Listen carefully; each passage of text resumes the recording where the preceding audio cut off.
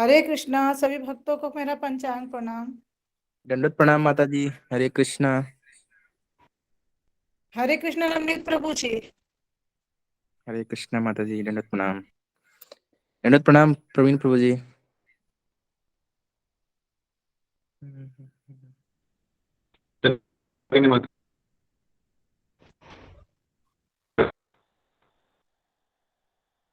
हरे कृष्णा प्रवीण प्रभु जी। हरे कृष्णा माता जी पंचांग प्रणाम। हरे कृष्णा माता जी। हरे कृष्णा पंचांग प्रणाम।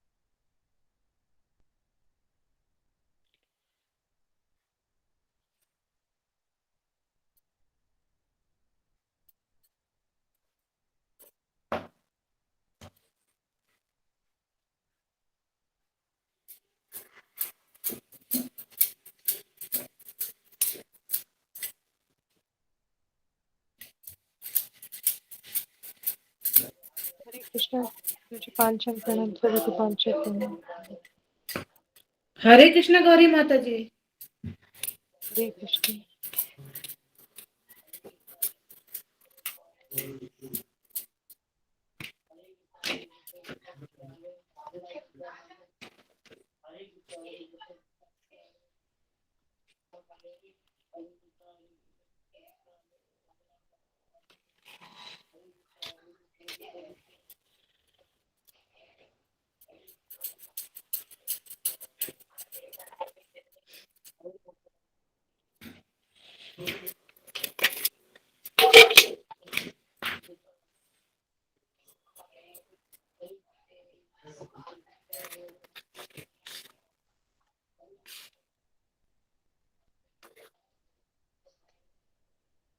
हरे कृष्णा सभी भक्तों को मेरा पंचांग प्रणाम। हरे कृष्णा। दंडवत हरे प्रणाम। कृष्णा माता जी पंचांग प्रणाम। हरे कृष्णा माता जी पांचन प्रणाम।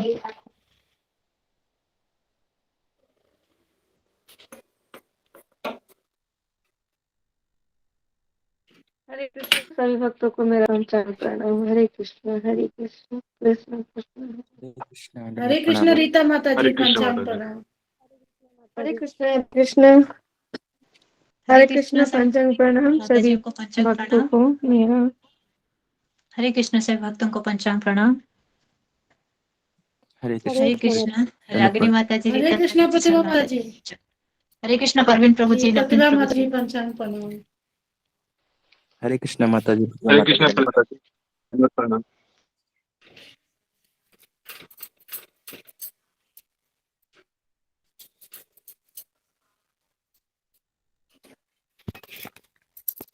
प्रतिभा माता जी आप बहुत ही अच्छा गाती हैं। बहुत ही सुंदर लगता है आपकी आवाज में। हरे कृष्णा सभी भक्तों को पंचांग प्रणाम। माता जी कृष्ण कृपा से हरे गुरु कृष्णा मिले सुधा हैं। माता। गुरु मिले, गुरु से दंडवत यह सत्संग और भक्तों का जी प्यार जी और आपका आशीर्वाद से ही गा पाई हूँ। जी। मुझ में ऐसा कुछ नहीं है। धन्यवाद। हरे कृष्ण। हरे कृष्णा हरे सभी जी भक्तों को बहुत गुरु जी पंचांग की कृपा प्रणाम। है आपके ऊपर। कृष्ण। हरे कृष्णा सुधा हरे माता जी, कृष्णा पंचांग हरे प्रणाम। कृष्णा हरे कृष्ण मामुनि माता जी। दंडवत प्रणाम सब भक्तों को। हरे कृष्ण प्रभु जी, पंचांग हरे प्रणाम। कृष्ण प्रभु जी, दंडवत प्रणाम। कृष्णा प्रवीण प्रभु जी, आप आज गुरु पूजा करेंगे आप? हरे कृष्णा प्रभु हाँ जी। प्रभु जी, हाँ। हरे कृष्ण प्रभु जी, पंचांग प्रणाम। जी, शुरुआत कर लीजिए, शुरुआत कर लीजिए। हरे कृष्ण। प्रभु जी मैं याद नहीं है, मैं देख के सुनाऊंगा थोड़ा सा। हाँ हाँ, देख के ही सब लोग देख के गाते हैं, आप देख के ही सुनाइए। बहुत कम लोगों को जी याद प्रभु है। जी। पंचांग प्रणाम हाँ। जी। शुरू करो प्रभु जी। जी जी प्रवीण प्रभु, हरे कृष्णा, दंडवत प्रणाम। गुरु याद है क्या? हरे कृष्ण प्रभु। गुरु जी आ गए हैं, नहीं आए? ओम ज्ञानतिमिरान्धस्य। नहीं आए। गुरु जी भी नहीं आए माता जी। जी। अलग है ना। कृपया म्यूट ओम कीजिए। ज्ञानतिमिरान्धस्य ज्ञानतिमिरान्धस्य चक्षुरुन्मिलितं येन तस्मै श्री गुरुवे नमः। जय श्री कृष्ण चैतन्य प्रभु नित्यानंद श्री अद्वैत गदाधर श्रीवासादि गौर भक्तवृंद। श्री गुरु चरण पद्म केवल भक्ति सद्मा। श्री गुरु चरण पद्म केवल भक्ति सद्मा। बंदो मोहि सावधान ते। जह आप सादे भाई ए भव तोरियो जय। जह प्रसादे भाई ए भव तोरियो जय। कृष्ण प्राप्ति होए जहाँ होए ते। गुरु मुख पद्म वाक्य चित ते कोरिए एक। गुरु मुख पद्म वाक्य चित ते कोरिए एक। और ना कही हो मन आशा। श्री गुरु चरण रति ऐसे उत्तम गति। श्री गुरु चरण रति ऐसे उत्तम गति। जय प्रसाद सुते सर्व आस्था। चाकुदान दिलो जी जन्मे जन्मे प्रभु से। चाकुदान दिलो जी जन्मे जन्मे प्रभु से। दिव्य ज्ञान हृदय ते प्रकाशितो। दिव्य ज्ञान हृदय प्रकाशितो। प्रेमा भक्ति जहाँ होते अविद्या विनाश जाते। प्रेमा भक्ति जहाँ होते अविद्या विनाश जाते। वेदे गाय जहाँ रचयितो। वेदे गाय जहाँ रचयितो। श्री गुरु करुणा सिंधु अधम अगार बंधु। श्री गुरु करुणा सिंधु अधम जगार बंधु। लोकेनाथ लोकेरा जीवाना। लोकेनाथ लोकेरा जीवाना। हाँ हाँ प्रभु करो दया देहो मोरे पद छाया। हाँ हाँ प्रभु करो दया देहो मोरे पद छाया। एवं जैसा घुसुगति भुवान। लोकेनाथ लोकेरा जीवाना। प्रभु पाद ले लो शरण। गुरुदेव ले लो शरण। प्रभु पाद पतित पवन। जय प्रभु पदा प्रभु पदा प्रभु पदा जय प्रभु पदा। जय गौर निताई गौर निताई गौर निताई जय गौर निताई। हरे कृष्णा कृष्णा कृष्णा हरे हरे। हरे राम राम राम हरे हरे। हरे कृष्णा कृष्णा कृष्णा हरे हरे। हरे राम राम राम हरे हरे। हरे कृष्णा। बहुत सुंदर प्रवीण प्रभु, बहुत सुंदर। आपने अच्छा गाया प्रभु जी आप। प्रयास किया था। को भी हरे कृष्णा। मुझे गाना नहीं आता था, मैंने एक दो भक्तों का कॉपी करके पीछे फिर सुनाया है। आपकी वजह से मैं गा पाया हूँ। बहुत बहुत धन्यवाद आप सभी का। बहुत सभी बढ़िया भक्तों की गाया कृपा प्रवीण है। प्रभु जी। बहुत सुंदर गाया, बहुत अच्छा गाया। सुना पड़ती का है नहीं, अच्छा सुना। सोमाकर माता जी हैं क्या? मुझे दंडवत लगा प्रणाम नहीं सोमाकर माता जी। आप गाते होंगे इतना अच्छा, पर आपने बहुत बहुत अच्छा गाया। दंडवत प्रणाम वो सब सोमाकर सीखा माता है जी। आप माता जी। नरसिंह आरती गाएंगी? नरसिंह आरती। आज जस्मिता माता जी को बोला था मैंने, सैटरडे का बोला था। Okay okay, sorry sorry, Jasmita माता जी, जस्मिता, सॉरी, मेरी गलती है। मैं कोई बात नहीं। जस्मिता माता जी, जस्मिता माता जी, आप रेडी? गुरुजी, ये प्रभु जी मुझे बोला था, गुरुजी ने क्या क्या बोला था? ये आप लोग का एक्सचेंज हुआ था, जो सोमाकर माता जी और जस्मिता माता जी आगे पीछे हुआ था। सोमाकर माता जी ने रिक्वेस्ट किया था कल के लिए, और आज आपको उसी दिन। ठीक है, तो कोई क्या गाना है मुझे थोड़ा बता दीजिए। नरसिंह आरती गाना है, ये तो आपको याद ही है। जी जी जी जी ठीक है, ठीक है, तो नरसिंह आरती गाइए। ठीक है, मैं गाती हूँ। हरे कृष्ण, दंडवत प्रणाम माता जी। और जो कल है वो रूबी कुमारी माता जी गाएंगी और सोमाकर माता जी गाएंगी। रूबी कुमारी माता जी गुरु पूजा गाएंगी और नरसिंह आरती सोमाकर माता जी। तो कल के लिए जिनका नाम है वो नोट कर लीजिए। अगर किसी को कोई दुविधा हो तो कृपया पूछ लीजिएगा, या तो पहले बता दीजिएगा ताकि जो नेक्स्ट किसी को मैं रिक्वेस्ट कर सकूं। हरे कृष्णा, धन्यवाद, प्रणाम। प्रभु जी धन्यवाद प्रणाम। मैंने भी कभी गुरु वंदना नहीं किया, तो मुझे भी उसके बाद मौका दीजिएगा। जी, मैं मौका देने वाला कोई नहीं हूँ। गुरुजी ऑलरेडी नाम अनाउंस कर दिए एक सप्ताह के लिए, तो फिर से गुरुजी बोलेंगे तो आप हैंड रेज कीजिएगा, गुरुजी आपका भी नाम बताएंगे। धन्यवाद माता जी, हरे कृष्ण। पंचम पन्नम सभी भक्तों सभी नमो विष्णु पादाय कृष्ण पृष्ठाय भूतले मते भक्ति वेदांत स्वामिनिधि नामिनी नमस्ते सरस्वती देव्य गौरवाणी प्रचारिणी निर्विशेष शून्यवादी पाश्चात्य देश तारुणे नमो विष्णु पादाय कृष्ण पृष्ठाय भूतले श्रीमते जय पताका स्वामिनिधि नामिनी नमस्ते विष्णु पादाय कृष्ण पृष्ठाय भूतले श्रीमते राधानाथ स्वामी महाराज की नामिनी नमस्ते जय गोपाल दास गुरु जी की महाराज की जय। नमस्ते नरसिंहाय पुला तुला दुदाईने पुला तुला दुदाईने हिरण्यकशिपु शिलतन खलाय हिरण्यकशिपु के शिलन खलाय हितो नरसिंह परत नरसिंह যত যত জামি তত সিংহা বহিরে নিসিংহ হৃদয়ে নিসিংহ নিসিংহ হামি শরণ প্রদতে তব কর কমল বড়ে নখলা অদ্ভুত সিংহা দলিত হিরণ্যকশিপু সিংহিত নরহরি রূপা জয় জগদীশ হরে জয় জগদীশ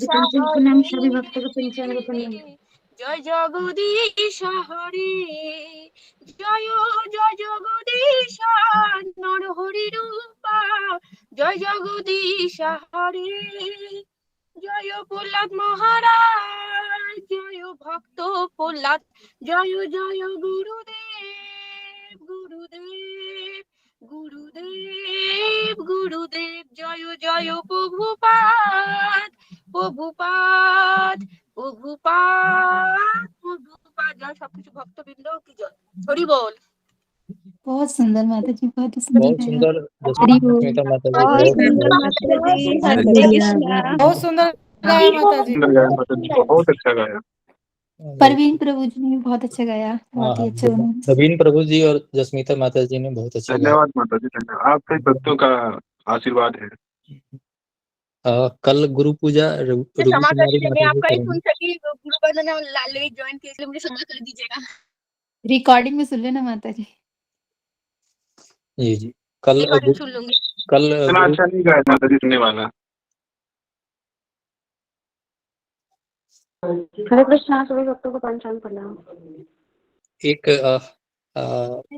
एक कहावत है कि घी का लड्डू टेढ़ा भी सही।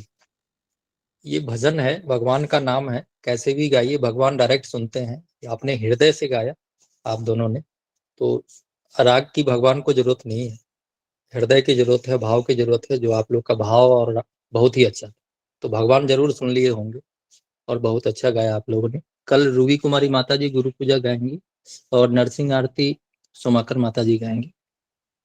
एक और सूचना है आप सभी भक्तों के लिए कि हमारे एक दो भक्त की तबीयत खराब हो गई है, जिसमें दो हमारे यंग भक्त हैं, उषा ठाकुर माता जी और सोनाली माता जी और विनोद बिहारी प्रभु जी। ये 3 लोगों की तबीयत खराब है इसमें। तो सोनाली माता जी का कल मैंने उनके जो वॉइस मैसेज था मैंने शेयर भी किया था, तो कृपया आप लोग, सोनाली माता जी तो शायद आज लॉगिन भी किए हैं, मैंने पूछा भी था कि आपकी तबीयत कैसी है, तो उन्होंने रिप्लाई नहीं दिया है। तो कृपया हम लोग हरे कृष्णा मंत्र से उनका एक बार हम लोग प्रार्थना करेंगे भगवान से कि तीनों भक्त हमारे जल्दी से जल्दी ठीक हो जाए और स्वस्थ हो जाए और भगवान का नाम लेते रहें। तो एक बार हम लोग हाथ उठा के, गुरु जी जब तक आते हैं तब तक हम लोग इसको पूरा कर लेते हैं। गुरु जी, मेरा प्रभु जी, मेरा बेटा प्रियांशु रंजन प्रसाद, उसकी भी तबीयत खराब, उसका भी नाम ले लीजिए प्रभु जी, जल्दी ठीक हो जाए मेरा। जी आपने बोल दिया, जी। तो सीता माता जी के बेटे प्रियांशु का रंजन भी, तो ये जी। जी तो चारों भक्तों के लिए हम एक बार हरे कृष्णा मंत्र का उच्चारण करते हैं ताकि सभी स्वस्थ हो। चलिए, हरे कृष्णा कृष्णा कृष्णा हरे हरे हरे राम हरे राम हरे कृष्ण हरे राम राम हरे राम हरे राम राम हरे कृष्ण, हरे हरे राम राम राम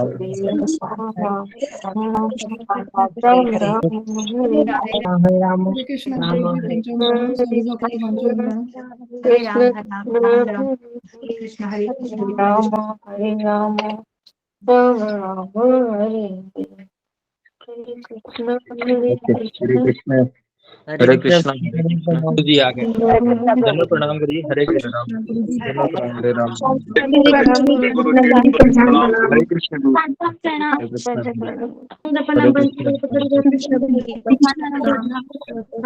हरे कृष्ण हरे कृष्ण सब हरे कृष्ण हरे कृष्ण हरे कृष्ण पंचांग प्रणाम। हरे कृष्ण हरे कृष्ण हरे कृष्ण। ओम अज्ञानतिमिरन्धस्य ज्ञानाञ्जनशलाकया चक्षुरुन्मीलितं येन तस्मै श्रीगुरुवे नमः। जय श्री कृष्ण चैतन्य प्रभु नित्यानंद श्री अद्वैत गदाधर शिवासादि गौर भक्त वृंद। हरे कृष्णा कृष्ण कृष्ण हरे हरे, हरे राम राम हरे हरे। हरे कृष्णा सबका स्वागत। हरे कृष्णा गुरु जी पंचांग हरे कृष्ण प्रणाम। गुरु जी हरे पंचांग कृष्ण प्रणाम। हरे कृष्ण सबको हरे कृष्ण हरे कृष्ण हरे गुरु जी कृष्ण पंचांग प्रणाम। हरे कृष्ण सबको हरे कृष्ण। ओके, हरे कृष्ण गुरु जी पंचांग प्रणाम, सभी हरे भक्तों को कृष्ण मेरे हरे कृष्ण हरे कृष्ण सबको हरे कृष्ण। ओके, तो हम कल हमने क्या चर्चा किए थे, थोड़ा सा हम बैकग्राउंड में जाएंगे और जी कोई मुझे बताएगा जी।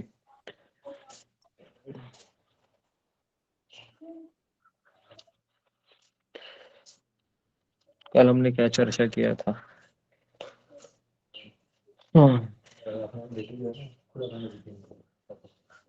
ठीक है, जी नीतू सा बता जी। हरे कृष्णा गुरु जी पंचम प्रणाम। गुरु जी, आप वो स्वामी जी को बुखार जड़ हुआ था, वो टाइफाइड, फिर भी गुरु जी अपने घर के सुख सुविधा को त्याग करके और वृंदावन कृष्ण को भक्ति में चले गए। वो सुख सुविधा को नहीं एक्सेप्ट किए, उनको कृष्ण भक्ति ही स्वीकार थी, तो वो सारे सुख सुविधा त्याग कर वृंदावन के लिए चले गए। और महाराज वो रिचर्ड, जब गुरु, वो उनके नाम पर रथिन लिखी हूँ। हाँ जी, कृष्णा सभी भक्तों को पंचांग प्रणाम। वो उनके बाल काटने का मतलब था कि वो रथिन कृष्ण दास महाराज जी बन गए, क्योंकि उनके बाल काटने का मतलब ये था कि गुरु के प्रति वो समर्पित हो गए पूरी तरीके से। और एक मिनट, थोड़ा सा आप ये ट्रैक हो गए नीतू माता जी, तो ठीक है। आगे है जीविकास निगम प्रभु, बोलो। हरे कृष्णा गुरु जी, दंडवत प्रणाम। जी गुरु जी, कल जो आपने बताया था कि उसमें अपने स्वामी जी जो है हॉस्पिटल से डिस्चार्ज होते हैं, डॉक्टर उनको डिस्चार्ज करते हैं और बोलते हैं 1 महीने तक अभी आप कहीं जाइएगा नहीं और ये केवल चावल का खाना ही आपको खाना है। फिर उसके बाद वो जाते हैं आश्रम में, जहाँ पे उनके अपने फ्रेंड के साथ में, और वहाँ पे वो अपने बौन महाराज जी से उनकी मुलाकात होती है। तो वहाँ पे वो रहते हैं और वो उनको अपना गुरु बनाने के लिए, मतलब वो उनको दीक्षा देना चाहते हैं। तो लेकिन वो अपनी भावना बताते हैं कि मैं अभी दीक्षा लेने के लिए पूरी तरह से समर्पित जिसको करूंगा उसी को मतलब गुरु मानूंगा। फिर इसके बाद जो है तो वो कहते हैं कि ठीक है, आपको आश्रम में रहना है तो आपको जो है यहाँ का थोड़ा, लोगों को आपके बाल जैसे नहीं अच्छे लग रहे हैं तो वो बाल को एटलीस्ट कटवा दीजिए।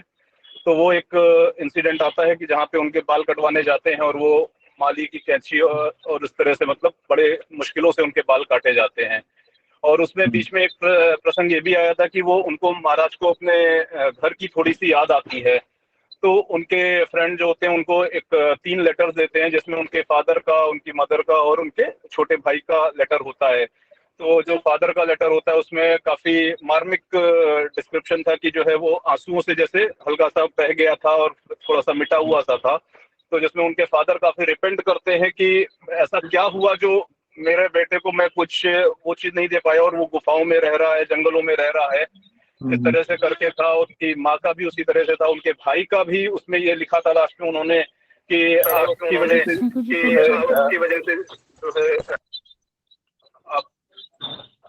आपकी वजह से इसमें जो है वो लोग खाना नहीं खा पाते हैं, रात भर सोते नहीं, इस तरह से काफी चीजें। तो वो काफी अपने आप को मतलब इमोशनल हो जाते हैं।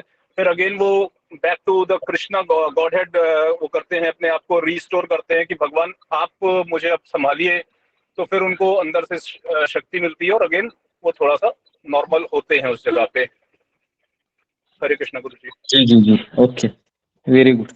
तो इस तरीके से एक कृष्णदास बाबा जी करके एक वहां पर गुरु भाई होते हैं बन महाराज के ही। और हमने देखा था कल, हम एक छोटा सा मैं इंसिडेंस बताया था कि एक प्रभु जी है हमारे इस्कॉन में भी जो 128 माला का जप करते हैं, गुड़ाकेश प्रभु करके। मैंने कल उनका वीडियो भी शेयर किया था, है ना, ग्रुप में, स्पिरिचुअल काउंसलिंग में। तो उसमें उन्होंने, जी गुरु जी, वो देखा था वीडियो, बहुत अच्छा उन्होंने बताया था। हाँ हाँ, तो ये आज भी है वह, उनका उम्र 65 के आसपास है और वो रोज वृंदावन में 128 माला का जप करते हैं। हालांकि वो शादीशुदा व्यक्ति है, उनकी बेटी है जिसका शादी हुआ था, ये राधानाथ स्वामी महाराज की शिष्य है उनकी बेटी, और वो खुद गोपाल कृष्ण महाराज के शिष्य है। और वो इस तरीके से वो एक बार बता रहे थे कि उन्होंने अपना पूरा जीवन प्रचार कार्य के लिए समर्पित किया था, उनका पूरा जवानी। और हालांकि उनका कोई ध्यान नहीं था परिवार की तरफ, लेकिन उनका ऐसा साक्षात्कार है कि अगर कोई भी व्यक्ति भगवान की सेवा में लगा रहता है तो भगवान श्री कृष्ण खुद उसके परिवार की रक्षा करते हैं। और इसका नतीजा ये हुआ कि उनकी जो बेटी है वह परम पूज्य राधानाथ स्वामी महाराज की शिष्य है, और जो पिताजी है वो गोपाल कृष्ण महाराज के शिष्य है। और इस तरीके से वो कह रहे थे कि मेरी बेटी भी अच्छी भक्त है जिसका शादी हुआ था उस समय, है ना, जो मैंने आपको बताया था। तो इस तरीके से ये गुड़ाकेश। हाँ हाँ, बताइए गुरु जी। जो ये वीडियो आपने बताया था तो उसमें कल एक बहुत अच्छा सा इंसिडेंट सुना। जब महाराज छोटे होते हैं तो वो तालाब क्रॉस करने की कोशिश, 2 रुपए की शर्त लगाते हैं, और वो तालाब क्रॉस करने का शर्त होता है, उसमें बीच में जाकर के उनकी सांसें फूल जाती हैं और वो ऑलमोस्ट डेड होने वाले होते हैं। उन्होंने मतलब हार मान ली होती है, लेकिन क्योंकि वो बचपन से कथाएं और ये सब उनके गांव में राम कथा और भागवत कथा होती रहती है तो वो सुनते रहते थे। तो जिसमें उन्होंने ये सुना था कि भगवान का नाम का आसरा लेना चाहिए आखिरी समय में। तो वो सिर्फ डूबते डूबते हाथ को ऊपर करके राम राम कहने लग जाते हैं। और इससे होता क्या है कि उनको अब ऐसी बुद्धि आती है कि डूब तो रहे ही हैं, तो क्यों ना हम कहीं चारों तरफ तो जा नहीं सकते दिशाओं में, क्योंकि सब तरफ पानी था। तो वो सोचते हैं कि क्यों ना हम अपने आप को नीचे ले जाएं। तो जैसे ही वो नीचे जाते हैं तो 1 फुट पे उनको जमीन मिल जाती है, और जिससे फिर उनको पता चल जाता है और वो मतलब उस तरह से बच जाते हैं। और उस दिन उन्होंने मतलब पहली बार उस चीज का प्रैक्टिकल साक्षात्कार उन्होंने किया कि राम नाम लेने से हम किसी भी मुसीबत से बच सकते हैं। फिर जी जी बाद में वो भक्ति में आ गए थे, ये उनका उसमें था वीडियो में। हाँ हरे कृष्णा। जी तो मैं चाहता हूँ कि वो जो वीडियो मैंने शेयर किया था कल स्पिरिचुअल काउंसलिंग ग्रुप में, वो खुद गुड़ाकेश प्रभु है जो 128 माला करते हैं, और बहुत अच्छा उनका वो वीडियो है। वो सोनाली ने ही शेयर किया था मुझे, वो लड़की है, तो मैंने उसको ग्रुप में शेयर किया। तो अगर आपको समय मिलेगा तो उस वीडियो को जरूर देखिए, जिसमें वो खुद अपना अनुभव बताते हैं किस तरह से मैं भगवान के नाम से आसक्त हो गया। ओके जी गुरुजी देख लीजिए, जी, देखूंगी। तो अभी हम आगे बढ़ते हैं। हाँ, तो अभी वो हनुमान मंदिर जाते थे गुरुजी, महाराज जी हनुमान मंदिर जाते थे 1 बजे, और 1-2 कपल रहते थे वो हरि नाम कीर्तन करते थे पूरी रात। जी सुबह उनको निमंत्रण किया था आने के लिए प्रसादम के लिए, और फिर उनके जो गुरु जी थे उनसे मिले, उनसे बात किए, फिर उनको ये बुलाया गया था। जी, तो गुरुजी रात को ने जी बताया था, मैंने तुलसी का पूरा गार्डन वहीं पहली बार देखा था आश्रम में। हाँ बराबर। तो बेसिकली महाराज बता रहे थे कि रात को जब मैं सोने जा रहा था तो एक अजीब सी आवाज मुझे एक आश्रम की ओर खींचा करती थी, और महाराज जब गए थे उस समय तो वहां पर दो एक बूढ़ी औरत और एक बूढ़ा व्यक्ति भगवान के लिए गीत गाते थे 1 बजे रात के। महाराज कह रहे थे कि मैं वहां पर बैठा रहता था, और अगले दिन उन्होंने महाराज को दोपहर के समय इनवाइट किया था प्रसाद के लिए। महाराज कह रहे थे कि इस तरह से मैं सीख रहा था वृंदावन में कैसे कृष्ण से ये लोग प्रेम करते हैं। तो इस तरीके से अभी हम आगे बढ़ते हैं जी। तो वृंदावन है छोटे बड़े चमत्कारों से भरा था। महाराज के लिए सारे चमत्कार क्यों चमत्कार था? क्योंकि महाराज का हृदय है वह आकर्षित हो रहा था, है ना, भगवान की तरफ। तो इसके लिए महाराज कह रहे थे कि ये मेरे लिए चमत्कार की तरह लग रहा था, है ना। और आप सबका भी यही अनुभव रहेगा, आप जब पहली बार वृंदावन गए होंगे, है ना, तो सेम ऐसा ही कुछ चमत्कार आपके हृदय को हुआ होगा। और जो लोग नहीं गए हैं और जो लोग जाएंगे पहली बार, तो जितना भी आप यहाँ पर सुन रहे हो महाराज का अनुभव, आपको भी कुछ ऐसा ही फील होगा थोड़े समय के लिए, ठीक है। तो महाराज आगे बताते हैं कि वृंदावन है वह छोटे बड़े चमत्कारों से भरा था। महाराज कह रहे हैं कि मैं एक दोपहर जब मैं अकेला जंगल की पंगड़ियों पर घूम रहा था, अचानक मेरे सामने एक सांड आ गया, गुस्सेल। सांड मतलब आपको पता है, जो भैंस का जो पुरुष रूप होता है उसको सांड कहते हैं ना। भैंस नहीं उसी प्रभु को जी, कहते हैं गाय, बुल सॉरी, बुल। बैल गाय का अच्छा, गाय बैल, का जो हाँ बैल, ओके बैल। तो बैल आ गया अचानक गुस्से, और कह रहा था कि धूल का बादल उसके विशाल शरीर के इर्द गिर्द उड़ रहा था, उसके मुख से सफेद झाग निकल रहा था। उसने क्रोध से मेरी ओर देखा और मुंह खोलकर ऐसा गरजा कि मैं कांप गया।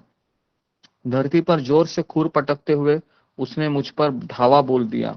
इससे पहले कि मैं कुछ कर पाता, वह मेरे सामने आकर रुका और अपना सिर नीचे झुकाकर झटके से उसे ऊपर उठाया और अपने सींग मेरे पेट में दे मारे।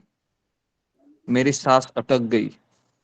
उसने मुझे ऊपर उछाल दिया और मैं उसके शरीर के ऊपर से उड़ता हुआ उसके पीछे धरती पर आ गिरा।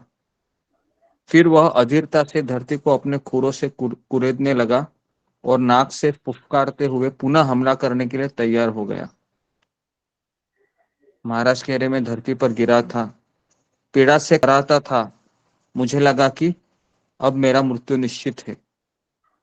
तभी वह अघेड़ अवस्था के एक पतले व्यक्ति वहां पर आ पहुंचे। उन्होंने साफ सुथरे कपड़े और नेहरू टोपी पहनी हुई थी। वे स्थानीय भाषा में कुछ चिल्लाए, जिसे सुनकर सांड ने अपना सिर नीचे झुका लिया और चुपचाप वहां से चला गया। मैंने चैन की सांस ली। अपना हाथ बढ़ाकर उस अपरिचित व्यक्ति ने मुझे उठाया। उसने पूछा, क्या आप ठीक हो?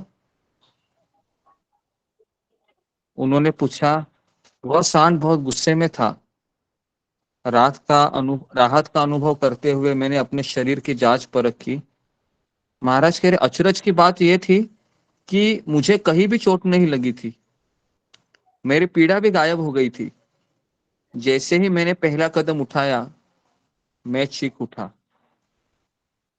क्या हुआ था महाराज को? एक कांटा गहराई से मेरे पैर में घुस गया था। उसका दर्द मुझे बैल के सींग से भी अधिक कष्ट देने लगा।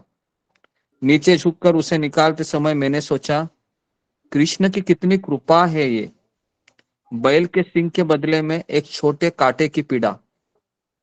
समझ में आ रहा है आपको ये चीज? महाराज देखो किस तरह से सोच रहे हैं कि बैल के सींग के बदले एक छोटे कांटे की पीड़ा। फिर उनकी ओर मुड़ते हुए मैंने उत्तर दिया, हाँ मैं ठीक हूं। मेरा जीवन बचाने के लिए आपका बहुत बहुत धन्यवाद। बाबा, मैंने तुम्हें नहीं बचाया। वे मुस्कुराए और कहे, कृष्ण ने तुम्हारी रक्षा की। समझ में आ रहा है क्या? उन्होंने ये नहीं कहा। अगर हम रहते तो क्या बोलते थे? मैंने हम मदद रहते थे की। बोलते कि Your मैं son, आया जी, मैंने बचाया तुमको। लेकिन वृंदावन का भाव देखो क्या है। वृंदावन में हर कोई श्रेय कृष्ण को देता है कि कृष्ण ने ही आपकी रक्षा की, है ना। मैं तो केवल एक उनका साधन था। उनकी वाणी भावनाओं से भर उठी। बदले में कृष्ण हमसे केवल प्रेम की अपेक्षा करते हैं। उन्होंने मुझे उल्टा घुमाया और घावों के लिए निरीक्षण करते हुए मेरे कपड़ों से मिट्टी झाड़ने लगे। तुम कहाँ से आए हो और यहाँ पर क्या कर रहे हो? उन्होंने मुझे पूछा। मैंने संक्षेप में अपनी स्थिति का वर्णन किया। फिर उन्होंने सूरज की ओर देखकर कहा। क्या कहा? मुझे एक बैठक के लिए देरी हो रही है। यदि तुम चाहो तो मेरे साथ आ सकते हो। हम इकट्ठे वन के रतीले मार्ग से होकर जाने लगे, है ना। तो महाराज कह रहे कि मैं उस व्यक्ति के साथ गया और वहां पर एक साधु के पास वो जा रहे थे। तो उस साधु का नाम था विशाखा शरण बाबा। तो वो व्यक्ति कह रहे थे कि ये मेरे गुरु है विशाखा शरण बाबा। उनके सत्संग से प्राप्त शांति मुझे प्रति दोपहर लगभग 4 बजे उन रेतीले मार्गों पर खींच लाती। मेरे आने पर विशाखा शरण बाबा स्वयं अपने हाथों से मुझे बैठने के लिए चटाई और खाने के लिए रोटी और गुड़ देते थे। वृंदावन के सबसे गरीब लोगों का ये भोजन है। क्या है? गुड़ और रोटी। ठीक, गुड़ और रोटी। अगर तो ये टाइम हमने खाया नहीं था, लेकिन वहां पर मिल जाता है गुड़ रोटी। हरे कृष्णा प्रभु जी, छाछ भी होती है साथ में। हाँ हाँ हाँ जी जी जी। छाछ भी होती है। गुड़ रोटी और लस्सी। जी लस्सी। लस्सी का ज्यादा नाम मत निकालिए, नहीं तो फिर सबको ऑर्डर देना पड़ेगा यहाँ पर।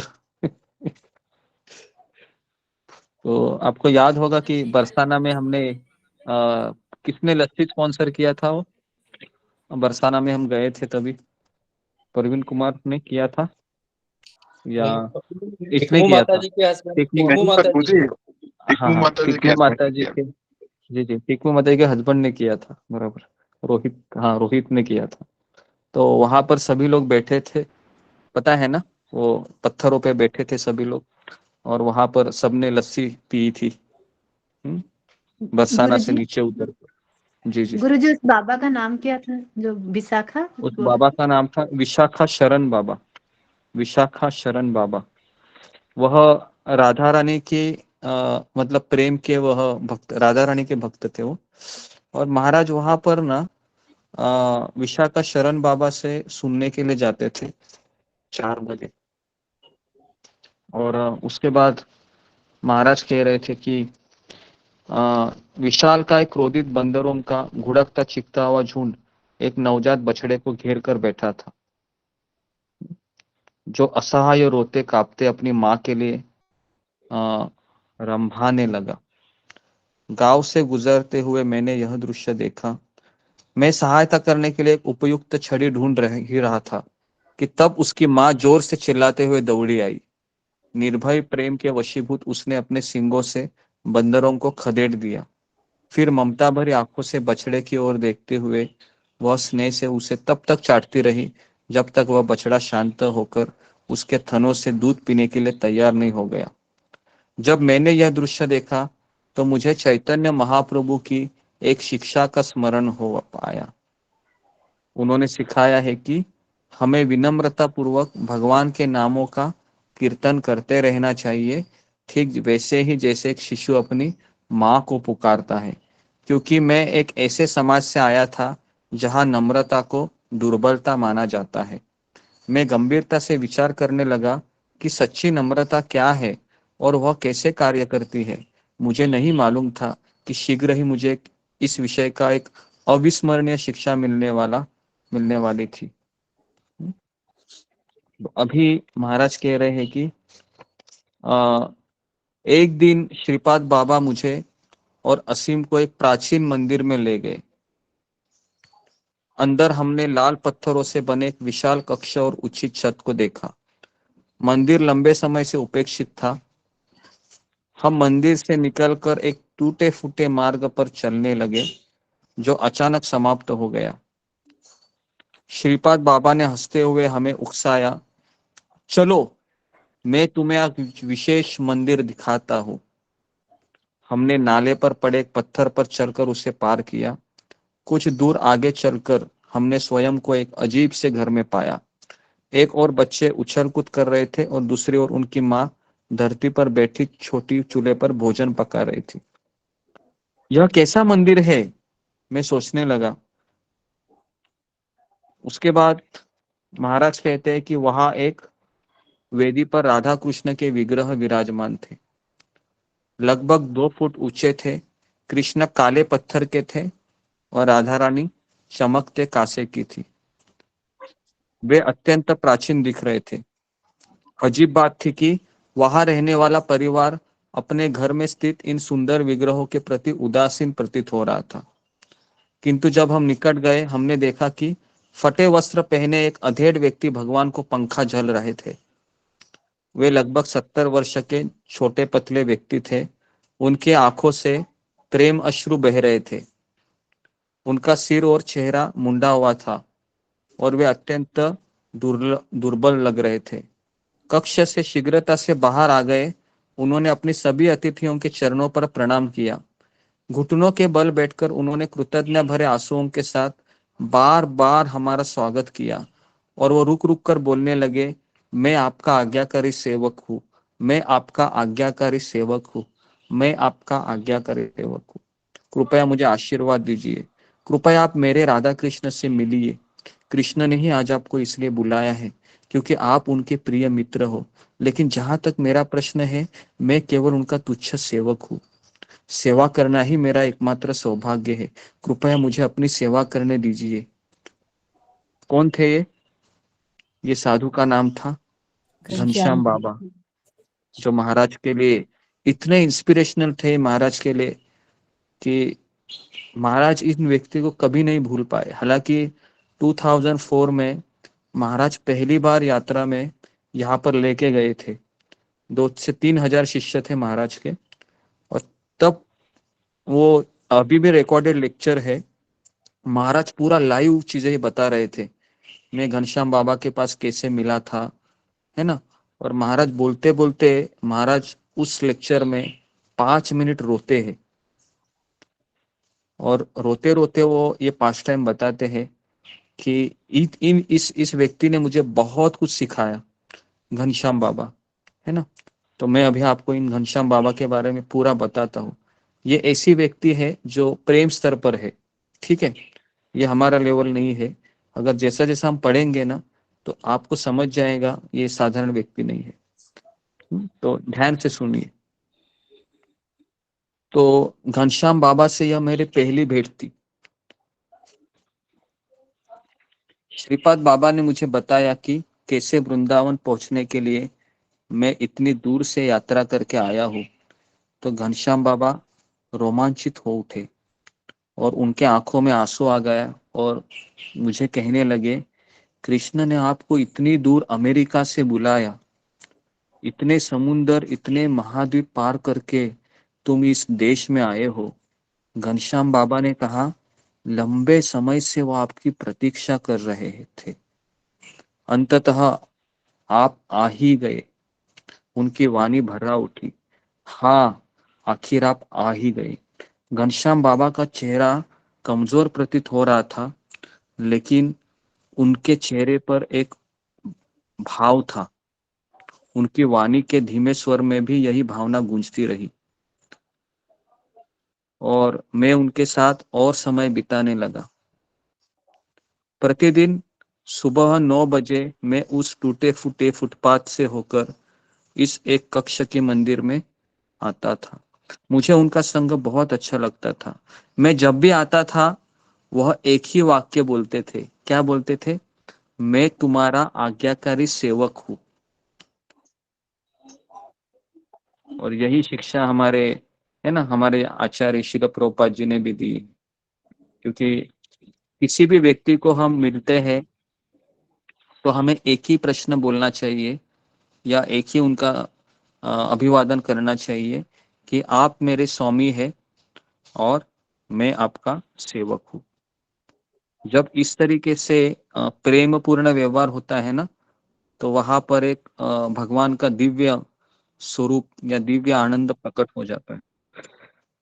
तो उसके बाद महाराज कह रहे कि एक दिन मैं और घनश्याम बाबा अकेले बैठे थे, तो मैंने उनसे पूछा कि आप पहली बार वृंदावन में कैसे आए? उन्होंने अपना सिर झुका लिया। मेरी कहानी का कोई महत्व नहीं है। फिर उन्होंने आकाश की ओर देखा और कहा, लेकिन एक पापी के ऊपर कृष्ण की कृपा की कहानी सुनने योग्य है। देखो कैसा बोलते हैं, देखो पहले तो मना करते हैं, लेकिन बाद में ये बोलते हैं कि मैं कितना पापी हूँ और कृष्ण कितने कृपालु है, ये सुनना भी बहुत जरूरी है। तो इसके लिए मैं तुमको सुना रहा हूँ। धीरे से वो मुझे बताने लगे कि मेरा लालन पालन एक धनवान परिवार में हुआ था। जब मैं एक युवक था तब मैं अपने परिवार के साथ वृंदावन में आया था। यहाँ पर भगवान की कृपा के जाल ने मेरे हृदय को बंदी बना लिया। मेरे पास वापस जाने की शक्ति नहीं थी। कथा सुनते हुए घनश्याम बाबा नम्रता से झुक गए। उन्होंने बताया कि कैसे उनके परिवार वाले उनके द्वारा एक उज्जवल भविष्य को छोड़कर वृंदावन में रहने के निर्णय से हक्के बक्के रह गए। उन्होंने मुझे डराया, अगर तुम वृंदावन छोड़कर हमारे साथ नहीं आओगे तो तुम्हें प्रॉपर्टी का कोई चीज नहीं मिलेगा, 1 रुपया नहीं तुमको हम देंगे। घनश्याम के माता पिता ने कहा, कृष्ण ने मेरा हृदय चुरा लिया था। धरती पर सोता था मैं और रोज ब्रजवासियों के घर से भिक्षा से मिली मुझे सूखी रोटी, ये 2 ही मेरा आहार था। देखिए पूरा जिंदगी उन्होंने ही 2 ही चीजों पर बिताया। रात को वो एक जमीन पे सोते थे और जब भूख लगती थी तो भिक्षा मांगते थे, और भिक्षा मांगने पर वो जो रोटी मिलती है ना, वो भी इतनी नरम नहीं होती है, भारी रोटी रहती है, जाड़ी रोटी। तो उतना ही वो खाते थे। और ऐसा उन्होंने पता है कितने दिन किया? 50 साल। 50 साल उनका ये इसी तरीके से उनका वो जीवन रहा। उसके बाद वो महाराज को कहने लगे, मैं लेकिन बहुत कृतार्थ था क्योंकि कृष्ण ने मुझे आश्रय दिया था वृंदावन में और मुझे उनकी सेवा करने का अवसर मिला था। घनश्याम बाबा की गहरी आंखें एक सहमे हुए बालक के समान इधर उधर देख रही थी। घनश्याम बाबा कहने लगे कि लंबे समय तक मेरी इच्छा थी कि मैं राधा कृष्ण की सेवा करूं, तो मेरा हृदय है वह अर्च विग्रह की पूजा के लिए लालायित हो रहा था। एक दिन ऐसा आया जिसे मैं कभी नहीं भूलूंगा। ध्यान से सुनिए हाँ, अगर आप कोई चीज मिस करोगे ना, क्योंकि ये ऐसी स्टोरी है, मेरे पूरे किताब में है ना। पूरा किताब में ये मेरा फेवरेट स्टोरी है जो मैं अभी आपको बता रहा हूँ, क्योंकि इसमें भक्ति क्या होती है, एक भाव क्या होता है पता चलता है। तो इसके लिए इसको ध्यान से सुनिए। एक दिन घनश्याम बाबा एक रेती पर बैठे थे, रमन रेती पे ऊपर, और उन्होंने अपने अंगुली से एक नाम लिखा। क्या लिखा? राधा। राधा नाम लिखा। और दिन भर वो क्या करते थे पता है? फिर कहीं से फूल लेके आते थे और उस राधा नाम पे रख देते थे और उसकी पूजा करते थे।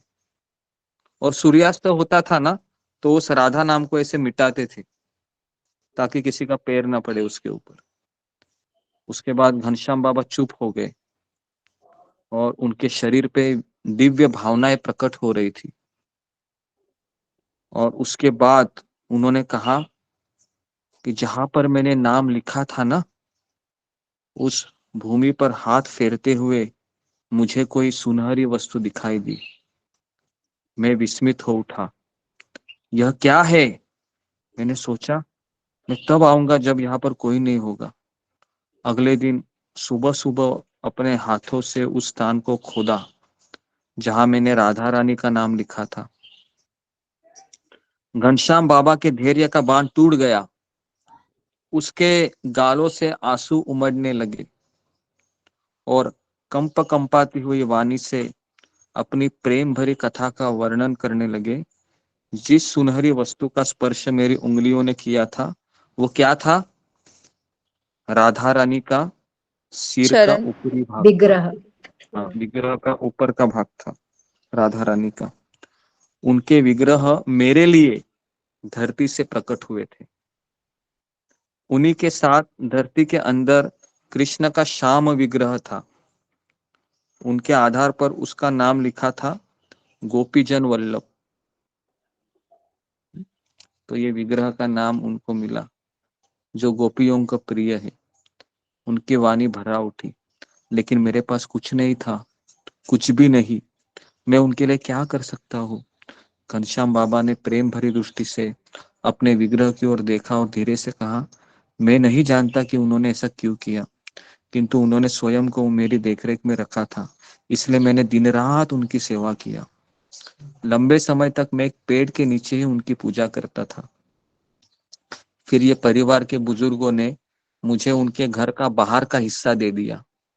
है ना, बाहर का हिस्सा पता है आपको? घर के बाहर का एक ओटा बोलते हैं उसको, है ना, जो दरवाजे के बाहर एक छोटा सा वो आंगन होता है ना, तो वो उनको दे दिया। तो वो कह रहे कि मैं लगभग 50 वर्षों से यहाँ पर उनकी सेवा कर रहा हूँ। जैसे जैसे सप्ताह बीतते गए मुझे घनश्याम बाबा की चरित्र से और प्रेरणा मिली। वो दो ही चीजें कहते थे, मैं आपका आज्ञाकारी सेवक हूँ, मैं तुम्हारा आज्ञाकारी सेवक हूँ। मुझे अपना सब कुछ देते हुए वे बस यही कहते थे। हम दोनों मिलकर गोपीजन वल्लभ के लिए गाते या मोरपंख के पंखे से उन्हें हवा डुलाते। प्रतिदिन वे जोर देकर कहते कि मैं उधर ही भगवान का प्रसाद पाऊं जो 3 ब्रज रोटी होता था। ब्रज रोटी वृंदावन के लोगों का आम भोजन है। वृंदावन की धरती में उगे अन्न और भक्तों के हाथों से बनी तथा कृष्ण को अर्पित की गई ब्रज रोटी अत्यंत पवित्र प्रसाद माना जाता है। एक बार दोपहर के दिन नदी में स्नान करते हुए मुझे एक परिचित साधु मिले, लेकिन आज उन्होंने मुझे कठोर वचनों से डांट दिया। महाराज को क्यों डांटा? तो वो कह रहे हैं, तुम्हारे कारण घनश्याम भूखा रह रहा है, तुम सारा चपाती उसका खा जाते हो, क्यों जाते हो तुम वहां पर? तो महाराज ने कहा कि मुझे इसके बारे में कुछ पता नहीं है।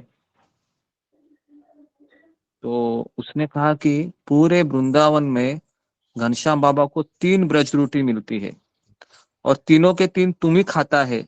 वो इतने दिनों से भूखा रह रहा है तुम्हारे कारण। क्या? उन्होंने कहा कि मुझे इसके बारे में बिल्कुल पता नहीं है, मुझे क्षमा कीजिए।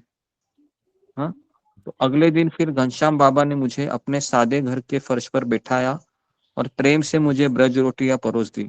मैंने पत्थर को दूर हटा दिया। आज मुझे भूख नहीं लग रही है, मैं नहीं खाऊंगा, महाराज ने कहा। यह सुनकर घनश्याम बाबा दुखी हो गए। तुम्हें खाना ही होगा, गोपीजन वल्लभ का प्रसाद है, उन्होंने तुम्हारे लिए रखा है। मैंने मना कर दिया। हाथ जोड़कर कांपते हुए उन्होंने विनती की, क्या मेरे पापों के कारण तुम मेरी सेवा स्वीकार नहीं कर रहे हो? देखो कैसे वो बोल रहे हैं, देखो ना, एक तो वो भूखा रह रहे हैं और ऊपर से क्या बोल रहे, देखो मैं इतना पापी हूं क्या कि तुम मेरे दिया हुआ ब्रज रोटी नहीं खा रहे हो? तो बाद में महाराज कह रहे कि मेरा हृदय टूट गया। मैंने उनसे याचना की, घनश्याम बाबा मैं आपकी सारी रोटियां खा लेता हूँ, आप भूखे रह जाते हो, मुझे तो कहीं भी रोटियां मिल सकती है, किंतु आप यह स्थान छोड़कर कहीं नहीं जाते, किंतु मेरे पास और भी रोटियां हैं। घनश्याम बाबा ने जोर देते हुए कहा, कोई कमी नहीं है, तुम खा लो, मैं भीख मांगता हूँ, कृपया खाकर प्रसन्न रहो। मैंने फिर से उसे ढकेल दिया, यदि आपके पास और रोटियां है तो मुझे दिखाओ। उसने कहा, घनश्याम बाबा कहे, कोई जरूरत नहीं है, कोई जरूरत नहीं है, तुम खाओ, मैं तब तक रोटियां नहीं खाऊंगा जब तक आप मुझे और रोटियां नहीं दिखाओगे। उन्होंने मेरा उत्तर देने के लिए आवाज और ऊंची की, नहीं, इसकी कोई आवश्यकता नहीं है, रोटियां उस कमरे में है, तुम खाओ। मैंने तुरंत उठकर उस कमरे में खोजा, मुझे एक भी रोटी नहीं मिली। आप मेरे कारण भूखे रहते हो, कृपया आप ही ये रोटियां खाइए। घनश्याम बाबा की आंखों में आंसू भर आए। उन्होंने कहा, मैं तुम्हारे दासों का दास हूँ, मेरे जीवन का एकमात्र आनंद है भक्तों की सेवा करना। मैं तुमसे भीख मांगता हूँ कि तुम इन रोटियों को खा लो। हाथ जोड़कर उन्होंने याचना की, एकमात्र इसी के लिए मैं जीता हूँ, कृपया मुझे इसे वंचित मत रखो। मैं उनके निस्वार्थ प्रेम को देखकर रो उठा। आपके प्रिय घनश्याम बाबा को आनंद देने के लिए मैंने सारी रोटियां खा ली। अगले दिन मैंने निश्चय किया कि मैं नहीं जाऊंगा, थोड़ा देर से जाऊंगा। अगले दिन मैं सामान्य समय से 2 घंटा देरी से गया, यह सोचकर कि अब तक घनश्याम बाबा ने रोटियां खा ली होगी। लेकिन जैसे ही घनश्याम बाबा आए, उन्होंने कहा, कृष्णदास, रथिन कृष्ण, तुम आ गए, गोपीजन वल्लभ तुम्हारी प्रतीक्षा कर रहे हैं। मैंने जो देखा उस पर विश्वास नहीं हुआ, रोटियां अभी भी वेदी पर रखी थी। घनश्याम बाबा ने समझाया, मेरे भगवान तब तक भेंट स्वीकार नहीं करते जब तक उन्हें एक मित्र का संग नहीं मिलता। कृष्ण ने रोटियां केवल तुम्हारे लिए बचाई है। इन शब्दों के साथ उन्होंने सारी रोटियां मेरे सामने रख दी। केवल जब तुम खाओगे तभी राधा रानी मुझ पर कृपा करेगी, अगर तुम नहीं खाओगे तो राधा रानी मुझे स्वीकार नहीं करेगी। महाराज कह रहे हैं, दूसरी बार भी मैं पराजित हुआ, मैंने वो सारी रोटियां खा ली।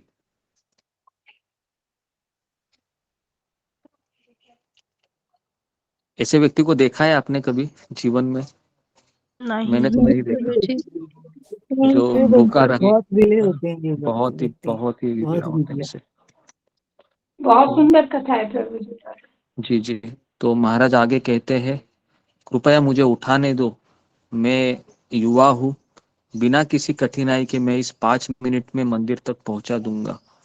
नहीं, एक्चुअली महाराज कह रहे हैं कि हाँ, एक दिन एक शुभ चिंतक ने घनश्याम बाबा को नए कपड़े दिए और उन्होंने लजाते हुए उनसे दृष्टि हटाई और कहने लगे, यह शरीर भक्तों द्वारा पहने गए पुराने वस्त्रों को ही स्वीकार करता है। घनश्याम बाबा केवल उन्हीं वस्त्रों को पहनते थे जिन्हें पहले किसी साधु ने पहना है और उसको उनको मतलब फेंकते हैं ना पहनने के बाद, जो कपड़े वाले आते हैं, तो घनश्याम बाबा वैसे ही कपड़ों को पहनते थे। और वो कहते थे कि ये जो कपड़े हैं ना भक्त ने पहने हैं, इसके लिए मेरे लिए एक महाप्रसाद है ये। क्या जबरदस्त इनका देखो ना मनोभावना है। तो हम एक्चुअली क्या नया कपड़ा चाहते हैं हमेशा, मुझे नया कपड़ा मिले नया, लेकिन यहाँ पर देखो वो सोच रहे थे कि किसी भक्त ने इसको यूज किया है तो अगर मैं मेरे तन पर पहनूंगा तो मुझे उस भक्त का कृपा मिलेगा। नई एक बात अन्य सीखने को रात्रि, मिली आज गुरु जी, बहुत नई बात। जी जी जी, तो अन्य रात्रि महाराज कह रहे कि मैं घनश्याम बाबा को अकेले बैठकर एक छोटे हारमोनियम पर सुंदर राग गाते सुना। उनके आंखों से आंसू आ रहे थे और मैं वहीं पर बैठा रहा, उनको पता ही नहीं चला कि मैं आया था। उसके बाद जब उन्होंने 1 घंटा बीत गया, जब उन्होंने देखा, कृष्णदास, रथिन कृष्णदास, तुम आ गए इतनी रात को, तो उनके आंखों से आंसू आने लगे। फिर उन्होंने मुझसे पूछा, क्या तुम गोपीजन वल्लभ को सुलाने के लिए मेरी सहायता करोगे, क्योंकि मैं अभी बूढ़ा हो गया हूँ, मुझे उठाना नहीं आता है। तो महाराज ने कहा कि हाँ, क्यों नहीं, मैं जरूर करूंगा। महाराज आगे बढ़े और उन्होंने गोपीचंद वल्लभ के विग्रह को उठाया, राधा कृष्ण के विग्रह को, और उनको उन्होंने सुलाया। और सुलाने के बाद चद्दर ओढ़नी दी और फिर अल्टर उन्होंने बंद किया। और बंद करने के पश्चात महाराज जब जाने लगे, है ना, तो उन्होंने रोक दिया, कहा कि तुम अभी कहाँ जा रहे हो। महाराज ने कहा कि मैं सोने जा रहा हूँ। तो बोले, तुम क्यों सोने जा रहे हो, तुम यहीं पर सो जाओ। महाराज ने कहा, नहीं नहीं, मैं हमेशा यमुना के तट पर ही सो जाता हूँ, जहां पर मैं रोज सोता हूँ। उन्होंने मेरा हाथ पकड़ लिया और कहा कि इतनी ठंड है, तुम बाहर क्यों सोओगे, चलो आज तुम मेरे पास ही सो लो करके। तो महाराज कह रहे कि पिता की तरह, क्योंकि मैं अपने माता पिता को छोड़ आया था, तो पहली बार महाराज कह रहे थे कि मुझे पिता का प्रेम उनसे मिल रहा था, क्योंकि उनका उम्र 70 साल का था और महाराज केवल 23-24 साल के थे। तो उन्होंने कहा कि बाहर बहुत ठंड है, आज रात तुम यही सो जाओ। किंतु बाबा जी, मैं प्रत्येक रात्रि वहीं पर सोता हूँ। उन्होंने कहा, लेकिन आज तुम यही सो जाओ। तो वे कक्ष के बाहर एक छोटे गलियारे के फर्श पर सोते थे। घर के लोग उनके इर्द गिर्द चलकर उस रास्ते से घर पे आते जाते थे। जब मैं फर्श पर सोया तो घनश्याम बाबा ने क्या किया पता है, उन्होंने अपना कंबल है मुझे ओढ़ा दिया। मैं यह कैसे सहन कर सकता था, उस फटे पुराने कंबल को मैंने उन्हें वापस सौंप दिया। यह आपका कंबल है, आपको ही उसका उपयोग करना चाहिए।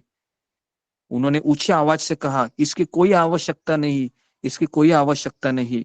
उन्होंने कंबल लेने से मना कर दिया। उन्होंने कहा, मैं तो बूढ़ा हूं, तुम जवान हो, है ना, तुम्हें इसका उपयोग करना चाहिए। मैंने फिर से उन्हें कंबल दे दिया, किंतु वे वापस उछल पड़े, नहीं चाहिए, मुझे नहीं चाहिए। एक बात वाद विवाद शुरू हो गया। रात को उनके जबरदस्ती करने पर मैंने वापस नदी के तट पर जाने की धमकी दी।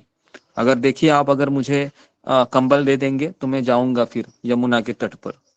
तो उसके बाद फिर उन्होंने कंबल नीचे रखा और दरवाजे की ओर में चल दिया। फिर कोई बात नहीं, कोई बात नहीं, उन्होंने कंबल उठा लिया, ठीक है मैं ही इसे ओढ़ूंगा। तो इस तरीके से फिर मैं उनके निकट लेट गया। इतना सुंदर वार्तालाप है ना, आप ये सुनिए, इससे आपको और पता चलेगा कि एक साधु का हृदय कैसे होता है ना। तो महाराज जब इस पास टाइम को सुनाते थे ना, इसी पास टाइम को, तो महाराज इतना मतलब खुद वो बोलते हैं कि किस तरह से मैं घनश्याम बाबा के साथ रह रहा था, है ना। और मैं हमेशा वो ये जो पास टाइम है, ये मैंने कितनी बार ये लेक्चर सुना है महाराज का। और महाराज उसमें कह रहे थे कि मैं उनके निकट ही सो गया और अचानक मुझे गर्माहट का अनुभव होने लगा। और मैंने फिर देखा कि घनश्याम बाबा ये सर्दी से कांप रहे थे, उनके ऊपर कोई कंबल नहीं था। मैं समझ गया कि उन्होंने मेरे सोने के पश्चात चुपके से मेरे ऊपर कंबल डाल दिया। धीरे से मैंने भी क्या किया, कंबल को उन्हें ओढ़ा दिया। जैसे ही कंबल का स्पर्श हुआ, वो उछल पड़े और चिल्लाने लगे, कोई जरूरत नहीं, कोई जरूरत नहीं है, तुम कृष्ण के मित्र हो, तुम्हें अच्छी नींद लेनी चाहिए। तो फिर महाराज बोले कि फिर मैं यमुना चला जाऊंगा, देखो अगर आप नहीं करोगे तो। वापस उसने कहा कि ठीक है मैं कंबल ले लेता हूँ। तो महाराज कह रहे थे कि रात भर ऐसे ही चलता रहा है, 1 घंटा 2 घंटा तो महाराज कह रहे थे जब जब मैं सोता था वो चुपके से कंबल डालते थे, और मुझे जैसे ही गर्मी लगती थी तो मैं चुपके से डालने जाता था। वो जोर से चिल्लाते थे कि मुझे जरूरत नहीं है, मुझे जरूरत नहीं करके, और मैं फिर से धमकी देता था यमुना जाने की। तो ऐसे ही चल रहा प्यार था का भाव है, दोनों में कितना प्यार है भक्तों के प्रति। जी। तो एक एक घंटा महाराज कह रहे थे कि यही हो रहा था। बाद में फिर घनश्याम बाबा जिनसे भी मिलते उनकी सेवा करना उन्हें बहुत अच्छा लगता था। पिछले 50 वर्षों में भगवान के लिए पानी लाने के अतिरिक्त वे उस छोटे से मंदिर के आसपास के क्षेत्र को छोड़कर कहीं नहीं गए थे, कहीं नहीं गए थे वो। और जब मुझे सरप्राइज लगा कि जब राधानाथ स्वामी महाराज कह रहे थे कि मैं गोवर्धन परिक्रमा करने जा रहा हूं, बरसाना जा रहा हूं, तो पता है घनश्याम बाबा ने कहा कि राधा रानी को कहना कि ये आपका भक्त यहाँ पर आपकी सेवा कर रहा है। 50 साल में उन्होंने कभी बरसाना नहीं गए थे। वो सोचो, 50 साल नंदग्राम में नहीं गए थे, 50 साल वो कहीं पर भी नहीं गए थे। उन्होंने अपना जीवन पूरे 2 विग्रह को समर्पित किया था। इसको कहते भक्ति। समझ में आ रहा है क्या? हाँ, भक्ति का अर्थ ये है समर्पित होना, समर्पण। भक्ति का अर्थ ये नहीं कि ये जब पास्ट टाइम मैंने पहली बार जब मैंने पढ़ा था ना, तब मुझे समझ में आया कि भक्ति का अर्थ है कमिटमेंट, समर्पण, है ना। तो यहाँ पर हम देखते हैं कि घनश्याम बाबा है ना, पूरी तरीके से उस विग्रह को समर्पित थे। एक दिन जब मैं नदी से आ रहा था तो मैंने एक सुनसान गली में घनश्याम बाबा को कठिनाई से चलते देखा। मैं सहायता के लिए दौड़ा। बड़ी मुश्किल से वे पानी की एक बाल्टी उठाने का प्रयत्न कर रहे थे, क्योंकि विग्रह के लिए स्नान के लिए उन्हें यमुना से भरी थी, और हर कुछ पग चलने के बाद वे थककर खड़े हो जाते थे। मैंने कहा, बाबा जी मुझे अपनी बाल्टी उठाने दीजिए ना। तो उसने गुस्से से महाराज को देखा और कहा, नहीं नहीं, इसकी कोई जरूरत नहीं है। मैं उन्हें इस प्रकार कठिन परिश्रम करता हुआ नहीं देख सकता था। राधानाथ महाराज कह रहे थे, कृपया मुझे उठाने दो, मैं जवान हूँ, बिना किसी कठिनाई से 5 मिनट में मंदिर तक पहुंचा दूंगा। आप बूढ़े हैं, दुर्बल हो गए हैं, आपको आधा घंटा लगेगा, कृपया मुझे ले जाने दो। उनके चेहरे पर बच्चे जैसी मासूम मुस्कुराहट खिलाई। वे अनुरोध करने लगे, तुम गोपीजन वल्लभ के मित्र हो, तुम सुख से रहो, मैं उनका बूढ़ा सेवक हूँ, मेरा जीवन सेवा के लिए है, तुम जाओ वृंदावन का आनंद लो, उसी में मेरी प्रसन्नता है। उनकी विनम्रता से मेरा हृदय पिघल गया, लेकिन मन चिंतित हो उठा। कृपया मान जाइए, मुझे बाल्टी उठाने के लिए दीजिए। मैंने बाल्टी के हैंडल को पकड़कर खींचा। बाबा जी ने भी पूरी देह पेड़ के समान तन गई। दृढ़ता से अकड़कर उन्होंने पूरी शक्ति से उस हैंडल को पकड़ लिया। उन्होंने हताशा से मेरी आंखों में झांका और हाथ जोड़ते हुए महाराज को कहा, मैं एक बूढ़ा व्यक्ति हूँ, मेरी एकमात्र संपत्ति है सेवा, कृपया करके इस सेवा को मेरे से मत छीन लो। देखिए, अगर हम रहते थे तो क्या बोलते थे, जरा मेरा हाथ बटाओ ना, लेके जाओ जरा, बहुत मुझे थकान हो रही है। आप देख रहे हो, लेकिन ये 70 साल का बूढ़ा व्यक्ति है, वो सोच रहा है कि नहीं, ये सेवा ही मेरी संपत्ति है, तुम मत लेके जाओ, मैं लेके जाऊंगा। उनकी आंखें लाल हो गई, उनमें आंसू भर आए। यदि तुम भगवान की मेरी सेवा छीन लोगे तो तुम मेरे प्राण ही लोगे, कृपया मुझे जीने दो, मुझे जीने दो। मेरा हृदय बैठ गया। मैं कर ही क्या सकता था। मैंने उन्हें उनका जीवन लौटा दिया और बाल्टी भी। किंतु जब उन्होंने देखा कि मैं उनके प्रति कितना चिंतित था, वह मेरे लिए साथ मिलकर उसे उठाने के लिए राजी हो गए। चलते हुए हर मिनट मुझे पूछते थे, तुम ठीक तो हो ना, तुम ठीक तो हो ना। हाँ? एक रात्रि घनश्याम बाबा ने मुझे राधा रानी के गांव बरसाना जाने का सुझाव दिया। वे जोर देते हुए बोले, कृष्णदास, बरसाना तुम जाओगे ना तो तुम्हारा जीवन बदल जाएगा। मेरे उत्साह को देखकर उन्होंने लज्जाते हुए कहा, जब तुम वहां जाओगे ना तो राधा रानी से कहना, उनका तुच्छ सेवक घनश्याम उनका दर्शन करना चाहता है। मेरा हृदय गुमनामी में रहने वाले छोटे से वृद्ध व्यक्ति से बहुत प्रभावित हुआ था। वे कोई बड़े विद्वान नहीं थे, ना वो किसी विख्यात गुरु थे, ना कोई सिद्ध योगी थे, किंतु वे एक सच्चे संत थे। उनकी नम्रता भगवान के प्रति उनके प्रेम की अभिव्यक्ति थी, है ना। तो इस तरीके से महाराज में घनश्याम बाबा जैसे लोगों के संग में मैंने पाया कि सच्ची नम्रता इसके विपरीत है, क्योंकि यह हमें एक ऐसी अनंत शक्ति से जोड़ती है जो हमारी स्वयं की शक्ति से कहीं अधिक श्रेष्ठ है। वह है कृपा की शक्ति। सच्ची नम्रता का अर्थ है भगवान की महानता में गर्व का अनुभव करना और अन्यों के गुणों के प्रति सच्ची सराहना रखना। तो दो चीजें हैं। सच्ची नम्रता का अर्थ क्या है? मेरे भगवान कितने महान है, उसमें गर्व होना चाहिए कि मैं कृष्ण का दास हूँ, मैं कृष्ण का सेवक हूँ, मैं कृष्ण के भक्तों का सेवक हूँ, इसमें हमें नाज होना चाहिए। और दूसरा है जो दूसरे भक्त है उनके गुणों के प्रति हमारी सराहना करनी चाहिए हमें। ओके, तो सच्ची नम्रता का अर्थ यह नहीं है कि मुझे कायर बनकर चुनौतियों से भागना है, अपितु सच्ची नम्रता मुझे निष्ठा, आदर, प्रेम और कृतज्ञता के साथ अपने पूरे साधन जुटाकर चुनौतियों पर विजय प्राप्ति हेतु चेष्टा करने के लिए प्रेरित करती है। ऐसी नम्रता द्वारा हम भगवान के हाथों में एक निमित्त मात्र बनने का प्रयास करते हैं। मैं सीख रहा था कि सर्वाधिक गहन रहस्य यह है कि जिस स्तर तक व्यक्ति में ये महान गुण होते हैं वह स्वयं अपने आप को तुच्छ, भगवान का अंश और सभी का सेवक मानता है। दूसरों की निस्वार्थ सेवा ही घनश्याम बाबा के हृदय का एकमात्र आनंद था।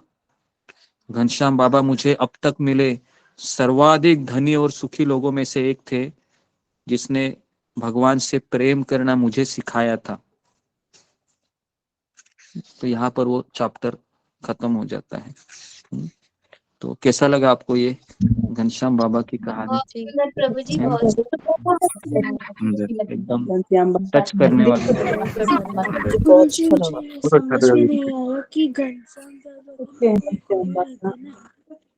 जी, तो सुंदर कहानी है, बहुत सुंदर कहानी है, बहुत प्रेरणादायक। मुझे एक बात पूछना था।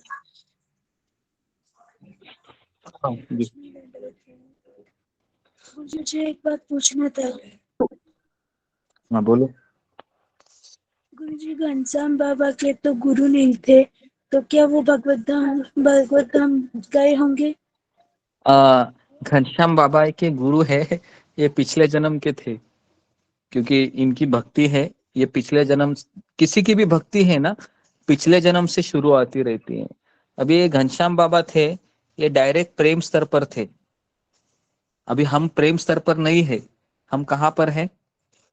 हम तो अनर्थ निवृत्ति पर ही अटके हुए हैं। और ऐसे जी, तो ये एक्सेप्शनल केस होते हैं ऐसे जो आपको दिखाई जाते हैं। एक्सेप्शनल केस मतलब अगर 1 लाख लोग रहेंगे ना, तो लाख में से एक व्यक्ति ऐसा रहेगा जिसका पिछला जन्म से ही अनर्थ निवृत्ति, भजन क्रिया, निष्ठा, रुचि, भाव, ये सारा चीज हुआ होगा। और एक घनश्याम बाबा है, ये प्रेम स्तर पर थे, उनके लिए विग्रह प्रकट हुए थे। लेकिन ये जो उदाहरण है, ये जो अभी हमने बताया आपको, ये गुरु शिष्य परंपरा में से नहीं है। ये तो राधानाथ स्वामी महाराज जब जाते हैं ना खोज के लिए, तब उनको एक ऐसे व्यक्ति मिलते हैं। तो आप ऐसा मत समझिए कि इस्कॉन के बाहर ऐसे लोग नहीं है। इस्कॉन के बाहर भी ऐसे लोग मिलेंगे आपको जो सच्चे प्रेमी स्तर पर है ना। लेकिन ऑथराइज जो वे है वो यहाँ पर ही हम देखते हैं कि गुरु के आश्रय को लेके है ना, रूप गोस्वामी जो राधा रानी के पार्षद है। तो इसके लिए ये जो उदाहरण अभी हम पढ़े हैं, ये एक एक्सेप्शनल केस है और घनश्याम बाबा है ना। तो हम चाहते हैं कि ये बार हम जब जाओगे ना वृंदावन में, तो इन विग्रह को हम देखने के लिए जाएंगे, ठीक है। ये गोपीजन वल्लभ, क्योंकि ये विग्रह मुझे देखने की बहुत इच्छा है। हालांकि मैं 2004 में देखे थे, महाराज जब लेके गए थे। हालांकि वहां से कुछ 25, 30, 40 किलोमीटर का डिस्टेंस है। लेकिन महाराज जब वहां पर गए थे और महाराज इस तरीके से रो रहे थे कि महाराज कह रहे थे कि मैंने इन विग्रहों की सेवा की थी, बहुत बार इनको सुलाया था, है ना। और महाराज कह रहे थे कि मुझे इस विग्रह से काफी मेरे इंटरेक्शन हुए थे उस समय, शिल प्रभुपाद जी से मिलने के पूर्व। तो इन विग्रह का नाम है राधा गोपीजन वल्लभ। और राधानाथ स्वामी महाराज ने जो पहला मंदिर का निर्माण किया था गिरगांव चौपाटी में, राधा गोपीनाथ मंदिर, तो वहां पर जो विग्रह थे, छोटे विग्रह, उनको उन्होंने यही नाम दिया था, राधा गोपीजन वल्लभ, है ना। तो कितने सुंदर इस तरीके से ये कहानियां हैं जो हमारे हृदय को स्पर्श करती है, और उनकी क्या भावना है ना। तो थोड़ा सा हम 5 मिनट किसी एक दो लोगों को पूछते हैं कि इस कहानी से आपको जो घनश्याम बाबा का जो कैरेक्टर है, या घनश्याम बाबा जैसे एक भगवान के एक साधु भक्त है ना, उनसे आपने क्या सीखा, क्या आपको नई चीज समझ में आई जी। जरा हम दो लोगों मैं को पूछते हैं। मुझे पूछ लेती हूँ अगर नहीं मिला पूछने को कि घनश्याम बाबा जी को क्या इंग्लिश आती थी? क्योंकि गुरुजी तो इंग्लिश छोड़ के कोई भाषा बोल नहीं सकते थे, तो कैसे बात करते थे घनश्याम बाबा जी से? घनश्याम बाबा और राधानाथ स्वामी महाराज, ये उनको इंग्लिश आती थी क्योंकि वह पढ़े लिखे परिवार से आए थे घनश्याम बाबा। मैंने जैसा बताया कि वो ब्रजवासी नहीं थे, वो धनवान परिवार में से आए थे, पढ़े लिखे थे वो। तो महाराज को इंग्लिश आती थी और उनको भी इंग्लिश थोड़ी आ जाती थी, तो इसके लिए उनका कम्युनिकेशन हो जाता था। ठीक है, तो अभी मैं कुछ 2 लोगों को पूछता हूँ कि बताइए आप क्या इनसे सीखे जी। जी जी जी जी जी जी जी जी दीप्ति सचदेवा जी, दीप्ति सचदेवा। हरे कृष्ण गुरु जी, मतलब घनश्याम बाबा जी के बारे में जो आपने बताया कि वो इतने प्रेम स्तर पे थे कि वो हर चीज पहले अपने भक्त को देते थे और खुद नहीं लेते थे। तो ये चीज बहुत इंस्पायरिंग थी कि हमें भी ऐसे ही करना चाहिए, अपना ना सोच के हमें भक्तों का पहले सोचना चाहिए, जिससे हम अपराध से भी बच सकते हैं। जी जी जी जी जी जी जी।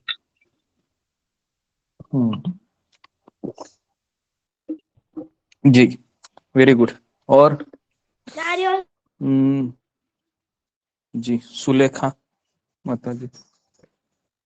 हरे कृष्णा गुरुजी, पंचांग प्रणाम।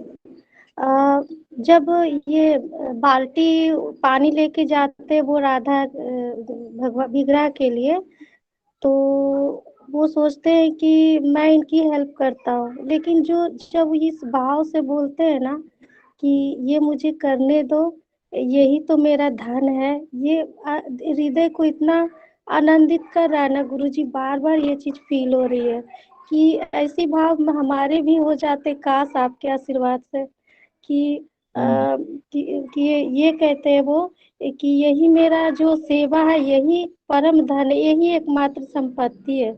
ये मुझे रोना आता है ये सुनकर। हरे कृष्णा।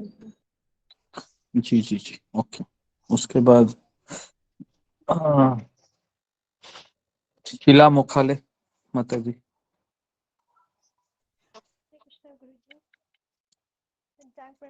गुरु जी, उनका जो भक्तों के प्रति जो प्रेम था, जो उनकी सेवा थी, ये बात बहुत अच्छी लगी कि थोड़े से भाव काश हमें भी आ जाए, इतनी सेवा करने की इच्छा हमें भी हो जाए।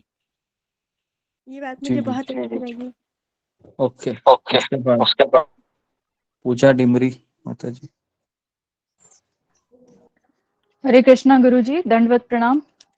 गुरुजी, ये कहानी बहुत दिल को छू गई और आपका बहुत बहुत धन्यवाद देती हूँ कि आपने ये कहानी सुनाई। और इससे एक ये चीज तो बहुत ज्यादा मन में घर कर गई है कि चाहे आज हमारे सामने कितनी भी परेशानियां हैं, हम भक्त बनना चाहते हैं, लेकिन हमें अपने आसपास को भी ध्यान में रखना है। और अगर उन रुकावटों की वजह से अगर हम उस स्तर तक नहीं पहुंच पाए, तो इतना मन में विश्वास आया है कि अगले जन्म में जरूर मौका मिल जाएगा कि एक लेवल तक अगर हम पहुंच भी गए तो अगले जन्म में अगला लेवल पाने की जो हमारी इच्छा अधूरी रह गई थी, वो जरूर हमें भगवान मौका जरूर देंगे। इस कहानी से ये जरूर सीखने को मिला है कि वो सीधा भगवान के दर्शन करके वो वापस ही नहीं जा पाए, उनका पहले किस लेवल पर वो पहुंच चुके थे कि अगले जन्म में उनको सीधा विग्रह ही मिले। तो ये मन को बहुत शांति मिलती है कि अगर हम जो करना चाहते हैं वो ना भी कर पाए अगर, तो भगवान जरूर अगले जन्म में मौका देंगे। ये मन को बहुत शांति मिली है।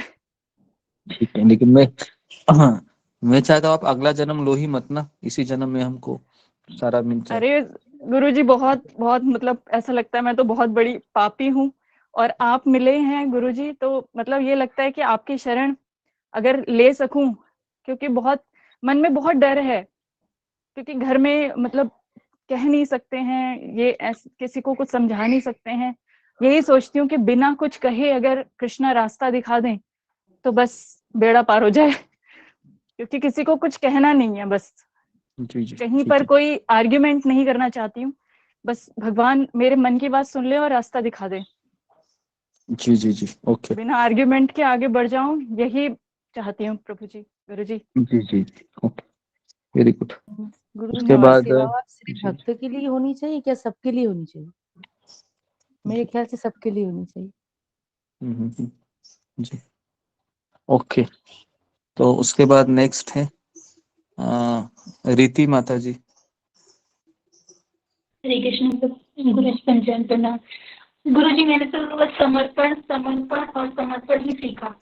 और गुरु जी, अभी तक तो यही सुना था कि भक्तों का गुरु जी का झूठा हमें खाना चाहिए, लेकिन आज कपड़ों का जो सुना ना, उससे मतलब बहुत अच्छा लगा कि ये भी एक नई चीज हमें सीखने को मिली कि हम कपड़ों से भी प्रसाद के रूप में ग्रहण कर सकते हैं। नहीं तो सच में ही नए कपड़ों की वो रहती थी, लेकिन अब कहीं ना कहीं से मौका मारना ही पड़ेगा कि हम थोड़ा सा कपड़ों का भी प्रसादन दे पाए।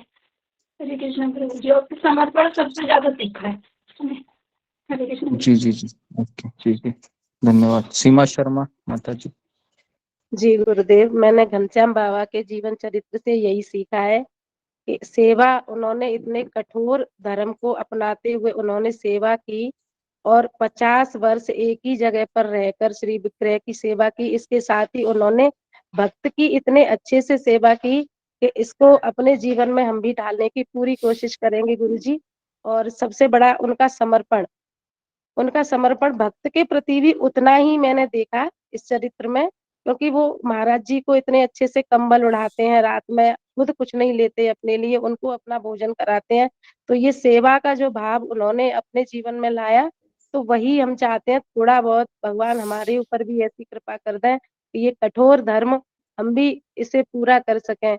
थोड़ा बहुत ही मिल जाए गुरुजी, लेकिन सेवा का भाव मुझे उनका बहुत अच्छा लगा। 50 वर्ष उन्होंने श्री विग्रह की सेवा इसी जगह पर की, ये मुझे बहुत प्रिय लगा। और हम आपसे बस आशीर्वाद चाहते हैं कि ऐसा ही हमें सेवा मिल जाए बस भगवान की, और एक ही जगह पर रहकर हम भी कुछ ऐसा ही करते रहें, कहीं इधर उधर जाने आने की जरूरत नहीं। जब सेवा मिल जाती है तो वहीं से भगवान अत्यधिक प्रसन्न हो जाते हैं।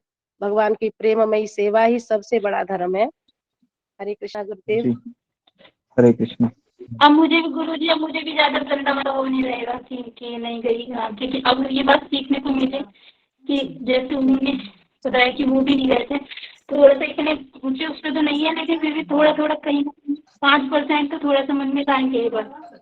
जी जी जी, okay, very good. Parveen Kumar प्रभु।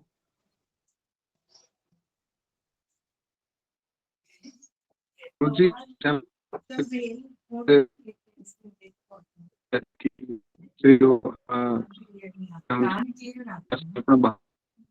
मुझे अच्छी चीज उनका ये लगा कि उनका नास्तिक जैसे आसक्ति नहीं थी। अगर तुम देखते हैं जमाने के प्रति आसक्ति होती है तो चीज मन होता है, लेकिन जैसे उनको तो उन्होंने मना किया कि मेरा ये शरीर के लिए नहीं बना। आवाज नहीं आ रही है गुरुजी, आपकी आवाज नहीं आ रही बिल्कुल भी। परवीन, आपका आवाज थोड़ा नेटवर्क जी, नेटवर्क का इशू है जी। उसके बाद विकास निगम प्रभु। हरे कृष्ण गुरु जी, दंडवत प्रणाम। मुझे इस कथा से गुरु जी 3 चीजों का एक अपना जो विश्वास और जो अभी सुनता आ रहा हूँ आपके शरण में आने के बाद और ISKCON ज्वाइन करने के बाद, तो वो फिर से कहीं ना कहीं रीबूस्ट हो रहा है, रीस्टोर हो रहा है। जैसे पहली चीज हमने सीखी है कि जब हम भक्ति में जाते हैं तो Krishna is more eager in taking you than you want Krishna. तो वो चीज जहाँ पे हमें दिखती है कि जैसे महाराज जी जो हैं वो एक रमण रेती में जाकर के वो केवल नाम लिखते हैं और पूजा करते हैं, तो इस तरह से उनको वहां से राधा रानी का और भगवान श्री कृष्ण का विग्रह मिलता है। तो वो भगवान उनके लाइफ में खुद से प्रकट होते हैं किसी फॉर्म में, ताकि उनको एक दिशा, एक ऑब्जेक्ट फॉर्म में कोई चीज दे सकें जिससे वो जुड़ करके सेवा कर सके।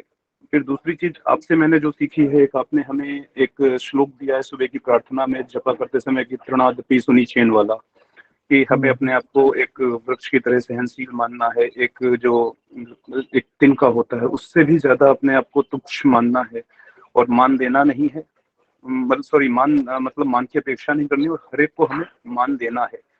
तो ये चीज जो आज आपने स्टोरी सुनाई वो पूरे की पूरी वो पूरा श्लोक मेरी आंखों के सामने नाच रहा था कि जो आप मुझे बताते हैं जपा के सेशन में, वो पूरा चीज उनके जीवन में एकदम चरितार्थ हो रहा था। और तीसरी चीज कि जो एक आसक्तियों का त्याग, तो वो उसमें कुछ एक दो चीजें ऐसी कि अपने आप को 50 साल तक एक ही जगह पे कन्फाइन करके रखना, फिर किसी अपने एक ही was a man with who was born with a golden spoon I can say, जैसा कि उनका बताया कि बहुत धनाढ़ परिवार से वो होते हैं, तो कोई चीज उनके पास ऐसी नहीं थी जो वो चाहते उनको नहीं मिलती थी भौतिक वस्तुओं में। तो उन चीजों से अपने आप को अलग कर पाना, उनका त्याग कर पाना और फिर अपने आप को, अपनी सारी इंद्रियों को कंट्रोल करके अपने आप को एक जगह पे 50 साल तक और इस भाव के साथ सेवा कर पाना, मतलब वो एक ऐसी चीज है जो अंदर जब फील होती है तो उसके लिए वर्ड्स बहुत कम हो जाते हैं बोलने के लिए, उसको वर्ड्स में डिस्क्राइब नहीं कर सकते हैं। लेकिन अगर मैं उसका 10% भी हमारे जीवन में आ पाए तो वो आपकी और भगवान श्री कृष्ण की कृपा होगी। हरे कृष्णा गुरु जी। जी जी जी, वेरी गुड, जबरदस्त। जी जी, ओके जी। नेक्स्ट है देवी मंडल माता जी। पंचांग प्रणाम गुरु जी, उपस्थित सभी भक्तों को पंचांग प्रणाम। हरे कृष्णा। गुरु जी, घनश्याम बाबा जी के बारे में तो सुनना हम जैसा जितने भी भक्त सुन रहे हैं, ये भी हमारा एक भाग्य है कि हम इतने महान भक्तों के बारे में सुन रहे हैं। तो हम तो जानते भी नहीं थे, तो आपके द्वारा हमें पता चल रहा है, तो हम आपका भी बहुत बहुत धन्यवाद देते हैं और कृतज्ञ हैं आपके प्रति कि हम सुन पा रहे हैं। और मैं सोचती थी कि पहले अरे यार, भारत को क्यों महान बोलते हैं, भारत महान क्यों है, भारत में जन्म लेना बहुत ग्रेट फील है, बहुत अच्छा है, ऐसा क्यों लोग बोलते हैं। लेकिन पता नहीं था, लेकिन अब धीरे धीरे समझ में आ रहा है कि भारत में हमारे ऐसे ऐसे भक्त हुए हैं कि हमारी कल्पना से भी परे हैं। जैसे अभी आप थोड़ा सा बताए कि इनके बारे में, घनश्याम बाबा जी के बारे में, मेरे ऐसे शरीर के ये रोम ऐसे खड़े हो गए और पूरा शरीर में सिहरन हो रहा था उनके बारे में सुन सुन के कि कोई ऐसा हो सकता है क्या। तो ऐसा ऐसा मतलब केवल सुन के ऐसा लग रहा है। तो कितने लकी हैं हमारे राधानाथ स्वामी महाराज जी के, उनका सानिध्य प्राप्त हुआ। और हम लोग का भी ऐसे कोई भक्त का कृपा होगा कि हम गुरु जी इनके बारे में बोलना भी एक समय निकालना होगा, क्योंकि इनका मुझे तो डर लगता है कि कहीं गलत ना बोला जाए, कोई अपराध ना हो जाए। कितने महान है, इनकी सोच कितनी महान है, कितने ये है, हम लोग कितने पति। हरे कृष्ण। जी जी जी, ओके, धन्यवाद। उसके बाद जी सोमाकर माता जी। हरे कृष्ण गुरु जी, पंचांग प्रणाम। क्या बोलूं कृष्ण जी, क्योंकि अभी तक तो राधानाथ स्वामी जी के जितने भी हम लोग सुन रहे हैं कहानी, उनके लाइफ में जो जो हो रहा है, तो उनके तो बहुत ही अपने आप को प्रतीत ही समझ में आता है। क्योंकि उनके लाइफ में अभी तक जितने भी उन्हें सैक्रिफाइस किए या जिनसे भी मिले, यही हमको सुनने को मिल रहा है कि सबने सैक्रिफाइस किया है। यहाँ तो हम लोग अपने आप को इतना इम्पोर्टेंस देते हैं, अगर कोई हमारे लिए कुछ करता नहीं है तो हम लोग उसको ब्लेम करते रहते कि इसने हमारे लिए किया। और यहाँ तो घनश्याम बाबा जी खुद भूखे रहते, उनको रोटी देते थे, और सबसे अच्छा लगा कि वो जब रेत में राधा रानी का नाम लिखते थे और फूल लेके पूजा करते थे, और रात जैसे होता था उसको हम फिर मिटा देते थे जिससे उनको कोई पैर ना पड़े। ये बहुत टचिंग लगा कि कितना भक्ति इंसान कर सकता है, भले ही कोई विग्रह नहीं, कुछ नहीं, सिर्फ वो नाम मात्र से ही उनमें इतनी प्रेम भक्ति थी राधानाथ जी, राधा रानी के लिए, कि हम लोग तो विग्रह भी ले आते तो रख देते घर में, पूजा उतना नहीं करते। वो तो सिर्फ एक दाम की लिए इतना वो थे। इतना ही बोलूंगी। हरे कृष्ण जी प्रभु जी। ओके जी, धन्यवाद। वृषाली बोलता जी। हरे कृष्णा पंचांग प्रणाम, आपके चरणों में पंचांग प्रणाम, सभी ऑनलाइन भक्तों के चरणों में पंचांग प्रणाम। मैंने घनश्याम बाबा जी और राधानाथ स्वामी जी का वो कंबल वाला वार्तालाप सुना, तो मुझे ऐसा लगा कि मैं किस जगत के लोगों का सुन रही हूँ, क्योंकि मैं तो अभी कलयुग में रहती हूँ। तो मुझे लगा कि मुझे ये ऐसा लग रहा है तभी से कि भगवान के जगत में ऐसे ही लोग रहते हैं कि एक दूसरे से प्रेम करते हैं, एक दूसरे की सेवा करना चाहते हैं। और ऐसा भाव मैं भी अभी भक्ति में जुड़ी हुई हूँ, मगर ऐसा भाव तो मुझ में कितने भी जन्म लूं ना तो भी नहीं आएगा। ये असंभव है मेरे लिए तो। और जिस तरह से बेबी मंडल माता जी ने कहा कि हमें उनके बारे में सुनने को मिला, ये हमारा परम भाग्य है। उनके विषय में हमें इतना आप बता रहे हो। मुझ में अगर भाव भी नहीं आएगा तो भी सुनने से भी एक एहसास लगेगा कि किस तरह से भगवान को हमें प्रसन्न करना है। भगवान को हम भक्तों की सेवा से ही प्रसन्न कर सकते हैं। हमारी उस उतनी कोई योग्यता नहीं है कि हम अपने खुद से कुछ करके भगवान को हम प्रसन्न कर सके। हरे कृष्ण। जी जी ओके। तो अभी सबका तो नाम देना थोड़ा कठिन है, तो हम वापस कल हम अभी हम ऐसा पैटर्न करेंगे कि थोड़ा बहुत ही स्टोरी बचे हैं। मैं एक इंसिडेंस लूंगा, जैसे आज मैंने घनश्याम बाबा का लिया, कल मैं और एक इंसिडेंस लेता हूँ, उसके ऊपर हम थोड़ा सा राय पूछेंगे सबको क्या अच्छा लगा। देखिए ये जो किताब है ना, ये ऐसा किताब है कि इतना इंस्पिरेशन है इस किताब में, भर भर के रखा है ना। जब भी हम मायूस हो जाते हैं, जब भी ऐसा लगता है कि पता नहीं कौन मेरी भावनाओं को समझ नहीं रहा है यहाँ पर, तो आप इस किताब को उठाइए। मेरा दावा है यहाँ पर आपको कि इस किताब के कुछ पन्ने पढ़ने के बाद ही आपको ऐसा लगेगा कि कृष्ण मेरे साथ है, कृष्ण मेरी बात सुन रहे हैं, कृष्ण मेरी भावनाओं का अनुभव प्रतिसाद दे रहे हैं, है ना। तो ये बहुत सुंदर किताब है, और हम ये पहला किताब है कि अभी कम से कम 1.25 महीना हो गया रोज हम इस किताब के बारे में चर्चा कर रहे हैं। और कल हमारा सौभाग्य था कि पहली बार मैंने राधानाथ महाराज को इस साल में देखा, बहुत नजदीक से देखा। काफी भक्तों के मैंने दिखाया था, 20-25 लोग थे तभी ज्वाइन हुए थे। और महाराज का हेल्थ भी अभी काफी इम्प्रूव हुआ है और महाराज चल फिर रहे हैं। तो मुझे तो कल इतना अच्छा लगा कि क्योंकि इतना हम रोज पढ़ रहे महाराज के बारे में, ऐसा लग रहा था कि मूर्तिमंत स्वरूप महाराज का सामने है, और महाराज के जीवन में जो जो कुछ घट रहा था सब फ्लैशबैक की तरह दिख रहा था मुझे। जब जब मैं महाराज को उस शाम को भी जब महाराज को मैं ढूंढ रहा था, बाद में महाराज उधर दिखाई दिए, सब बैठे थे शिष्यों के साथ, है ना। तो सौभाग्य है कि ये कथा चल रही है और महाराज का दर्शन प्रातः ही अभी होगा, आज कल परसों ऐसे होता रहेगा। अभी महाराज थोड़ा सा बाहर घूमते रहेंगे, तो जब जब अभी कॉमन जब प्रोग्राम रहेगा ना, तब मैं आपको सबको दिखाऊंगा, या जब, क्योंकि ये सब सडन भी होता है, तो आप लिंक आप वेट कीजिए, अगर मुझे पता चलता है तुरंत मैं लिंक भेजता हूँ, आप ज्वाइन हो जाइए, है ना। और उसका रिकॉर्डिंग, अगर कल रिकॉर्डिंग हुआ था तो आप रिकॉर्डिंग भी देख सकते हैं 10-15 मिनट का। तो उस रिकॉर्डिंग में राधानाथ महाराज थोड़ा सा चलते हुए दिखाई दे रहे थे,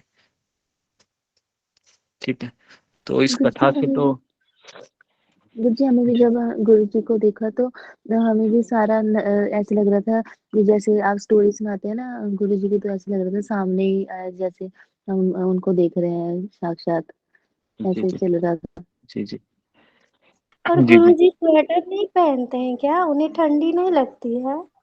नहीं, 4 बजे आए थे तो उस समय तो गर्मी रहती है यहाँ पर 12 बजे तक ही रहती है, 11-12 बजे तक ही ठंडी रहती है। 1 से 4 बजे तक यहाँ पर टेम्परेचर 20 के ऊपर चला जाता है। तो सुबह 3 डिग्री 4 डिग्री होता है, 10-11 बजे तक नॉर्मल हो जाता है यहाँ पर। गुरुजी, ठीक है। महाराज जी अपने शिष्यों के साथ बैठे हुए थे, तो आपने तो उन्हीं से दीक्षा लिए, तो आप वहां जाके नहीं बैठ सकते थे? मतलब आपको नहीं, है? मैं एकदम मैं अभी मेरा यहाँ पर ऐसा है कि एक नगण्य के जैसा मैं महाराज का शिष्य हूँ। नगण्य मतलब भी नगण्य एकदम। लेकिन मेरा उनके प्रति बहुत लगाव है। मैं हमेशा मैं फील करता हूँ कि आज तक मैंने महाराज से कभी बात नहीं की ऐसे, जैसा आप मुझसे बात करते हो, मैं आपसे बात करता हूँ। लेकिन जब मैं महाराज को देखता हूँ, मेरे सारे प्रश्नों के उत्तर मुझे मिल जाते हैं और मुझे ज़रूरत नहीं पड़ती है। और मेरा ये अभिलाषा है कि मैं मेरे गुरु से बात करूँ, क्योंकि मैं सोचता हूँ कि मेरे गुरु बहुत व्यस्त है, कई उनके शिष्य हैं, है ना? कई उनके शिष्यों को उनका आधार की ज़रूरत है। मेरा तो यही सौभाग्य मानता हूँ कि उनके प्रवचन, उनके किताब से मैं प्रेरणा लेता रहूँगा। तो इसके लिए मैं उधर जाके बैठ ही नहीं सकता हूँ, क्योंकि मैं बैठने जाऊँगा तो मुझे वहाँ पर 10 लोग बोलेंगे, "तुम यहाँ पर क्यों आया? यहाँ से चला जा" करके, क्योंकि यहाँ पर प्राइवेट मीटिंग हो रही है। समझ में आ रहा है? तो ये एक्सेस नहीं है मुझे।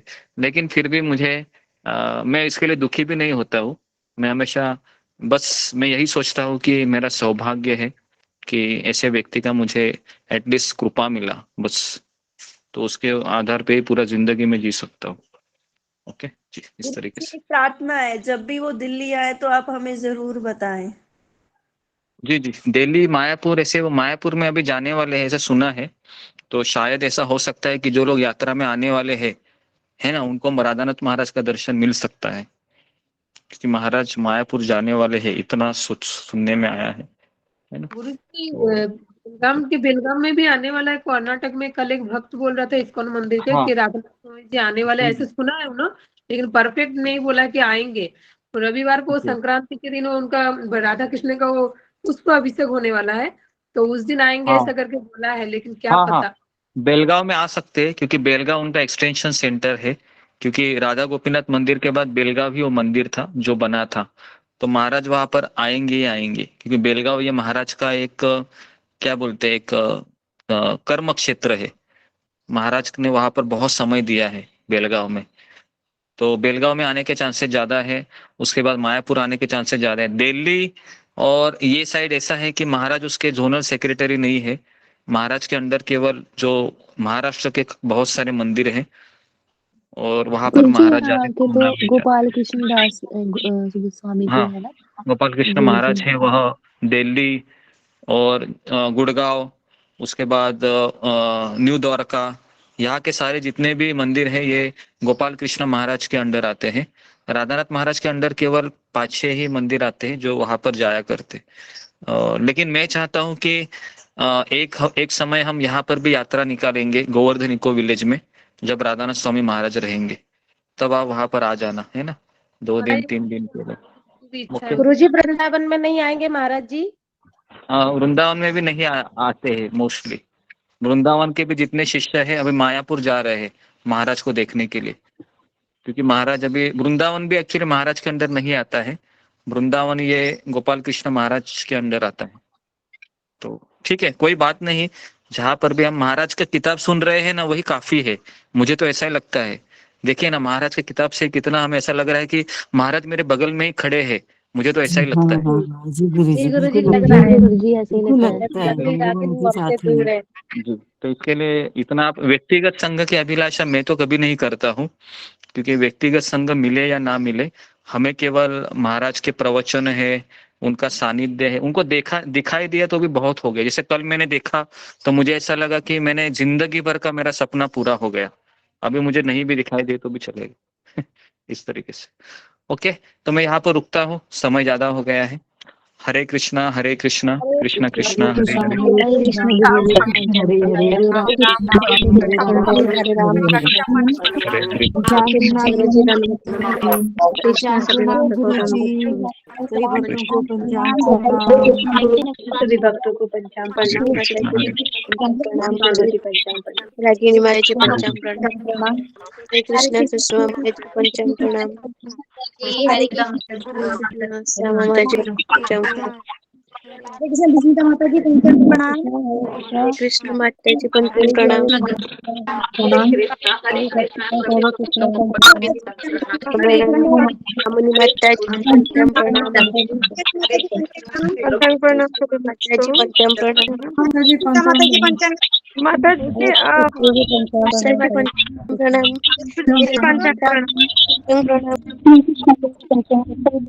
पंचांग प्रणाम। क्रांति पर्व को मना रहे क्या हम लोग सभी? हरे कृष्ण शिखा माता जी पंचांग प्रणाम हरे हरे कृष्ण गुरु जी पंचांग प्रणाम गुरु जी संक्रांति पर्व को मना रहे इतवार हरे को। कृष्णा गुरु जी पंचांग प्रणाम सभी भक्तों को मेरा पंचांग प्रणाम रिक्तम माता जी पंचांग प्रणाम ममता माता जी पंचांग प्रणाम पंचांग प्रणाम माता जी लक्ष्मी माता जी पंचांग प्रणाम अंजलि माता जी पंचांग प्रणाम प्रणाम माता जी स्मिता पंचांग जय माता जी पंचांग प्रणाम आज ही 2 जी बार माता जी करिए उसको। क्षमा क्षमा